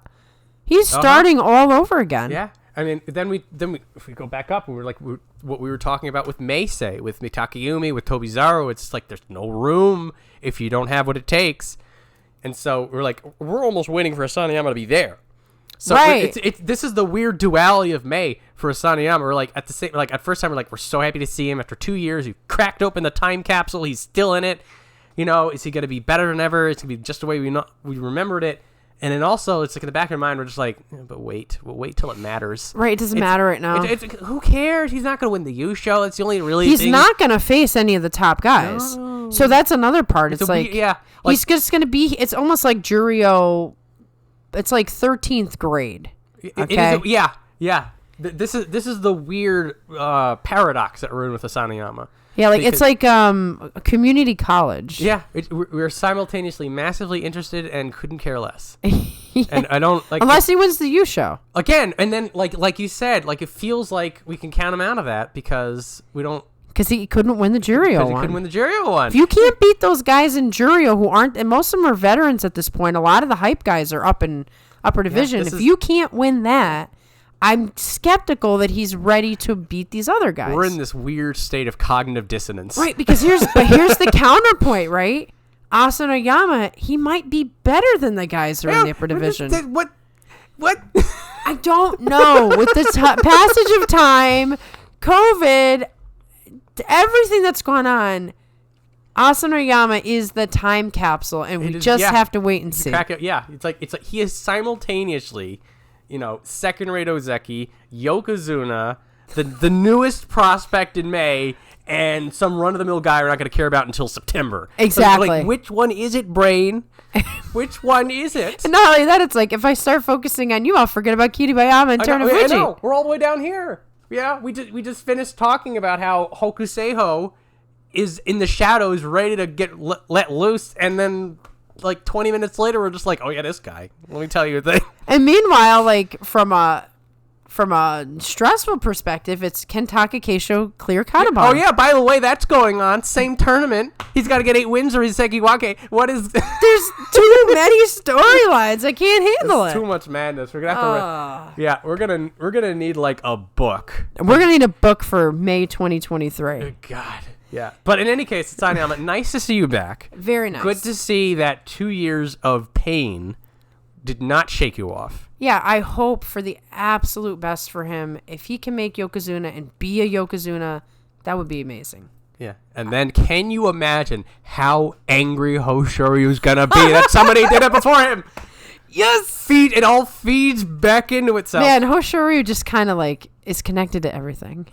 For better or for worse. So it's not Kevin Bacon in the center of our universe. No, it's Hoshoryu. Alrighty. All right, we gotta calm down again. I think the rest of this is calm downable. We've gotten through all the craziness. Okay, almost all the craziness. We got Miyogiru. All right. 5 and 10. He's on the watch list. This happened to him last tournament too. I think like it's a pattern now. We had all this hype for somebody, and then we had to talk about Miyogiru next. Poor Miyogiru. I almost want to dig up the notes now. But... What's he gonna do? But then he's gonna retire so that he can be in the conversation. Oh, that's trump card. That's what happens. It's like, you don't want to talk about me? Well, I retire. Yeah, in the middle of the tournament. So you're gonna pull an Okinomi. Yeah, or like Chiyotai to you, and then say, "And I quit sumo. I'm gonna start a restaurant." Yeah, oh my god. All right, your turn, Miyogiru. Yeah, but like serious. we gotta hype this up because we don't want to make him like the downer again. Yeah. So for the downer talk, he's on the watch list because he's on a slow slide. Does not seem to be able to out-scrap his way from falling into Juryo. But he is hanging out with Hiradoumi, which maybe can give him some invigoration. Teaching him the ropes. He doesn't have to deal with Ichinojo, which is going to be a positive for everybody we're going to be talking about from this point forward. Yeah. Because, with one exception, which we'll get to. Because, like, everybody down here, like, this was, when I was looking at the bottom of the Banzuke, like, I'm looking at somebody like Miyogiru. He's going to destroy everybody. He needs every win Miyogiru can get. Aoyama needs every win he can get. And then here comes Ichinojo and Asanoyama, two people, Sanyaku, if not Ozeki level people, just coming to just 0-2 the entire group. Yeah. So, good news for Miyogiru and by extension. One less loss. Guaranteed, anyway. Yeah, one less loss. You don't have to fight Ichinojo, which, again, makes us sad. But for him, it's like when you get a Fusensho against, like, the Yokozuna or something like that. Or like when Nishikigi got the freebie against Takakeisho. On one hand, you're sort of just like, man. On the other hand, you're like, well. Yeah, you're just like, well, we gotta take the good with the bad. Win's a win, I'll get some free envelopes for not fighting. Well, okay. Gotta take it where you can. So, Miyogiru, please take it where you can get it. Yes. And then we have Ichi Yamamoto, Maegashira 15 East, down from Maegashira 8 East, 4 and 11. This is what he does. He's imposter Abi, as some have said. He's in a full-on tailspin now. He's like Abi B failing. There's the panic sumo, and then there's whatever he's doing. He has lost control of the helm. The engine's on fire. He is going to crash into the ocean unless he can figure this out. I mean, he's Maegashira 15 East, so he's running out of room. He is running out of room. Like, he's probably going to Juryo if he doesn't. It feels like it is just as simple as him fighting the way that got him up to the top division in the first place. All the way back then. It's just like if he can just figure out whatever he used to do, he should be fine. But some guys never do figure that out. We don't know what's going on with him. Maybe he's injured. Maybe he's just in his own head. I mean, this is sort of what happened with Kotoshoho, is that once he started losing, it just became a mental struggle, and then he fell into Juryo for a year. Right. So maybe this is just his path, which is unfortunate. He's been able to sort of keep himself afloat, but it's not going to work forever. Well, yeah. So I mean, keeping afloat is a very good term because now he's at sink or swim. Yeah. There's no more room. No more room, guys. So Ichiyama, I'm still gunning for him. I still like what he brings, but you gotta show me the money. Right. It gets to a point where you get a little worn out rooting for a guy. Yeah. I'm just like, come on. It's like, Don't show we'll that. Talk about you later when you show me something. Yeah, we're getting to that point. That's the negative version of that. Yeah. Like, come to me when you got something for me. Yeah. You know. I'm busy here. I'm busy. There's a lot going on. Have you seen the Meibanza Keiichi Yamamoto? You reading the room here? Yeah, there you go. Read the room, Ichi Yamamoto. Speaking of which, Tsurugisho he's more than floating. He's above the water. But he's going to go right back down. I mean, he's 8-7, and he hasn't given himself enough. Not enough to get out of it. So for Tsurugisho, I'm like, every time we get him in the top division, it's nice. You know, he's like Chiyomaru almost a little bit. He's now that role. we're probably not going to see Chiyomaru again, unfortunately, sad. He's fallen down in Juryo, but I don't want to talk about that. He might be the next retirement. Very, very sad. Yes. Yeah, but Tsurugisho, it's like if he get an 8-7, we get one more tournament out of him in the top division. We get some more of his brand of big sumo. Ballet big. I think he might be the heaviest person now that Ichinojo's gone. I think he is actually. Him and Midorifuji are both really plus sized individuals. So they're both fun. I mean, it is for Tsurugisho. It's sort of like with that veteran status. It's just you get him for as long as you get him, and if he falls into Juryo, then maybe he comes back. Right, and he's shown that he can do that over and over again. And that's it's almost where it's glass half full for him. Right. If he does fall down into Juryo, he'll be like, well, we'll see you in September. Right, and you're not losing your salary. So. Yeah, keep at it, man. It's when you're at that bottom of Juryo, oh man, I'm losing my name here. Shimanaumi? No. Won the U show in January. Surprise guy. Bottom. Tokushoryu. Yes. For some reason, Tsurugisho and Tokushoryu, they just remind me of each other. They have a similar energy. Yeah. Tsurugisho is not in Tokushoryu territory where he's... Not yet. Yeah. Going out of... Tokushoryu is... Yeah. Well, anyway. Not there yet. So he can think positively like Positive that. thoughts. And Mitoryu, Maegashira 16 East, up from Maegashira 17 East, also did his 8-7. You could have paired those guys. There was a pairing that didn't work. Yeah. Those two, Well, here's the thing for Mitoryu. That 8-7 was his first top division Kachikoshi. He broke the seal. He had the Azumaru problem. Yeah. And that he was in the top division but was never able to keep the Kachikoshi. So he got that 8-7. He broke the seal. He's officially earned his place rather than just holding on for dear life. Right. I'm hoping that gives him the positive energy, and that 8-7 came off of the increased aggression.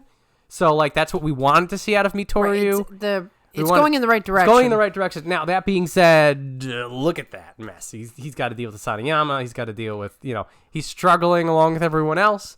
So, well, at least they're all struggling down there together. Yes. So, on one hand, he's still struggling. It's the same. The 8-7 is not a big bump up. On the other hand, it's like he got the 8-7 for the right reasons. He got it on the last day, sure, but the positive momentum, can he harness it? It's like it is the most optimistic I've been for Mitoryu in the bottom of the top division than when he first showed up and we didn't know anything. Right. So, he's going to have to win enough to give himself a cushion because it's real scary down there. Yeah, he needs to build. Start building. Make a case there. Yes. Speaking of someone who really, really, really needs to build and get out of whatever is in his head. Oh, my God. Oho, Maegashira 16 West drops down 7-8.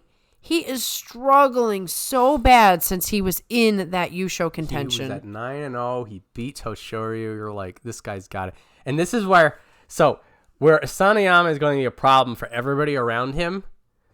Do you know who Asanayama lost to? One of his two losses? Oho. Which is fascinating. Oho has this weird, I called him the Hoshoryu Slayer. When he is fighting way out of his depth, he digs deep and figures it out. Yeah. And it's the day-to-day he has trouble with. Right, he can't put it together. It's not. Yeah, it's not a consistency thing. It's just the, when somebody lights the bat signal, he shows up. But if there's a jaywalker or somebody's double parked, he doesn't know how to deal with it. Exactly. So being down here is really bad for him. It's really bad for him, but the fact that Asaniyama is here means that he's got at least one win. It's weird. It'll be in Asaniyama's head that he lost to Oho, and that's what cost him the Yusho. That makes that fight very fun. Very fun. We don't have Takayama for the We need anymore. some fun down at the bottom, especially because I was looking forward to Ichinojo Asaniyama. Oh my god, yes. Like Juryo, even in Ichinojo Hokuseiho, there were some interesting things. We lost a lot when Ichinojo left. We're gonna be talking about that for a while. A little bit, yeah. But for Oho's case, we've been yelling this at him for like a half a year now. Figure this out, pretty please. The pressure is off of him, so like. Is it though? Well, that's the thing. Like he's got that family legacy eternal pressure. Sort of like the pressure never goes away. And like they're like, oh, the grandson of Taiho, and it's like, guys, just let him up. But everybody's got their own struggle. He's got more than enough. And so every tournament is his chance to right the ship, which is we've seen him do it once, and then he hasn't done it again since. It feels like it should happen again. Mm-hmm. I haven't heard or seen any like debilitating injuries, so then it's all mental. It's all mental. He's just got to figure this out. He's got to just refine the craft, and until then, we're in this really uncomfortable waiting game. Yeah. Maybe this will be our time. Yeah. In the middle of all the craziness, it's Oho who comes out and wins the whole thing. Yeah. It's like when you're starving, and you go to the fast food restaurant, and there's a line out the door for the food, and you're just like, oh, all I want is this damn cheeseburger. I'm going to make me wait for it. Exactly. And you finally get in line, and then you realize the guy by the cashier is calling somebody. You're just like, get out the phone and order something. You don't understand how hungry I am. I've been waiting for 2 hours. God, Oho, why are you doing this to us? Come on. Get out of line or order. Right. Come on. Exactly. But at least he's not our last man on the Banzuke. Kageyaki, big fall. Maegashira 17 East, 4-11. He's not recovered. Whatever is wrong, it's just he can't get over it. I didn't think he'd be in the top division. So for me, the fact that he's on this list is a final act. They have mercy. saved him many times. This is a please don't lose us. He has been showing improvements. But the thing is that these improvements, they're slow. And things are moving a little too fast for him now. So he's in this weird problem. This is the Chiyotairyu issue. The Chiyotairyu was like showing some stuff, but then it wasn't working out, and then Chiyotairyu fell back on old habits. Mm-hmm. So Kageyaki's in this weird pattern too. Like you can see there's the defensive chops getting better. You can see he's doing a little bit better when he's not in control. But it's just like, then he gets to 4-11. So but notice. His partner, Ryuden, also struggling. So maybe the two of them had some maybe there's something going on in that. Maybe he also had the bad puffer fish in Osaka. I don't know. Yeah, I don't know. I mean, they are training partners, so. Yeah. So, I mean, for him, it is, figure it out or you're gone. Like, there is nowhere to go. And there's some guys in Juryo that are trying to take his spot. Speaking of, may I introduce you to the top Juryo division? Let's take a look. Yeah. So we've got Gonoyama, who's one of them people talked about. Mm-hmm. We've got Enho, who's trying very hard to come back. He is pushing for it. We've busted eye socket and all. Yeah. We've got Roga, who's been on everyone's lips. We've got Oshoma. We still technically have Tochinoshin. We've got Hakuyozan, and a little bit of a stretch, but the man. They have promoted people from this far down before. And it was Ichiyamamoto and Oho, who are two people that had what I'll say outside influence. We know Ochiai has outside influence. So, like, everybody wants this Ochiai thing to go. Couldn't you just imagine if he just won the Yusho? If he wins the Yusho, he's in. Easy. They're just going to give it to him. Yeah. I think if he gets 11 wins. Could you imagine, though, his hair hasn't even grown out yet? We'll have to do something, but I don't know. Yeah, You won't have hair? Yeah, he just won't have hair. That's how it goes. They have that weird, like, sort of flap thing that you do until your hair fully grows out. Yeah, but like he doesn't even have that. No. He doesn't have enough hair to even put something together. He could be the first guy to make it to the upper division. We'll say Sanyaku. I'm going that far without being able to have a top knot. I think if Ochi gets 11 wins, maybe just double digits, he'll be in July from here. Because Oho and Ichi Yamamoto had like 10 or 11 wins when they were this far down. And again, because they had push and the Banshee committee wanted them in the top, they gave them a little bit of extra push. So expect Ochi to basically get a long promotion, assuming he does well, which everybody would do. And there's plenty of strugglers at the bottom that no one would be upset if they got pushed down. Yeah, if Tsurugisho gets to 7 and 8, they may just... Yeah. Sorry, so be wary, all you guys at the bottom. And Tochinoshin, who knows? Who knows how much time we have left with him? Yeah, we've got Tomokaze here. He's a bit of a slower rise. He's working. He's a Shimanoumi apparently is elder stock, so he'll be gone. Okay. Unfortunately for me. He'll track check at it. Tamashoho is going to try to get up there with his brother-in-law before he retires. Yeah. Shionokuni, he's just chilling until it's time to retire, I think. Probably Shionokuni's having some issues. What a guy. There's an example of a guy who could have been so great if injuries were not a factor. Oh, yeah. What a great fight. I remember, actually, put him in the top list of people when I first started watching. I loved Shionokuni. I thought, man, this guy is special, and then... that first big injury that knocked him all the way down. There's an example of a story of someone who couldn't come back. Yeah, whatever they lost out of them, they just couldn't get it. So, now it is time for our predictions. Our fun, never right predictions.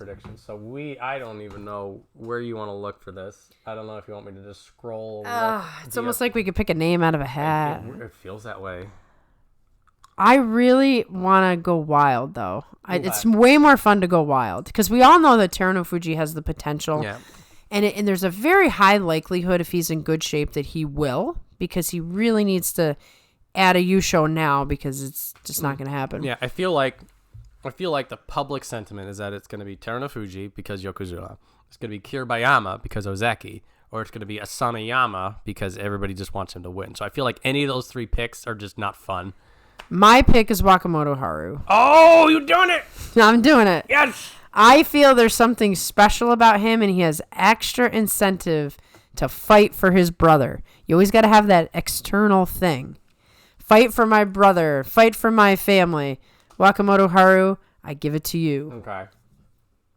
That would have been my pick, so give me a sec. Oh, no! I told you, I want the double promotion. I know. I want it so bad. You're going to get the double promotion if he gets the Yusho, too. I am. That's basically, it's 13 wins gets him to 33. Yeah. So that is the cup or Yusho equivalent. And I could see a 14-1 coming out of this tournament, by the way. It would be nice. We've had a few too many 13, actually 12 and 3s. We've had too many. Yeah.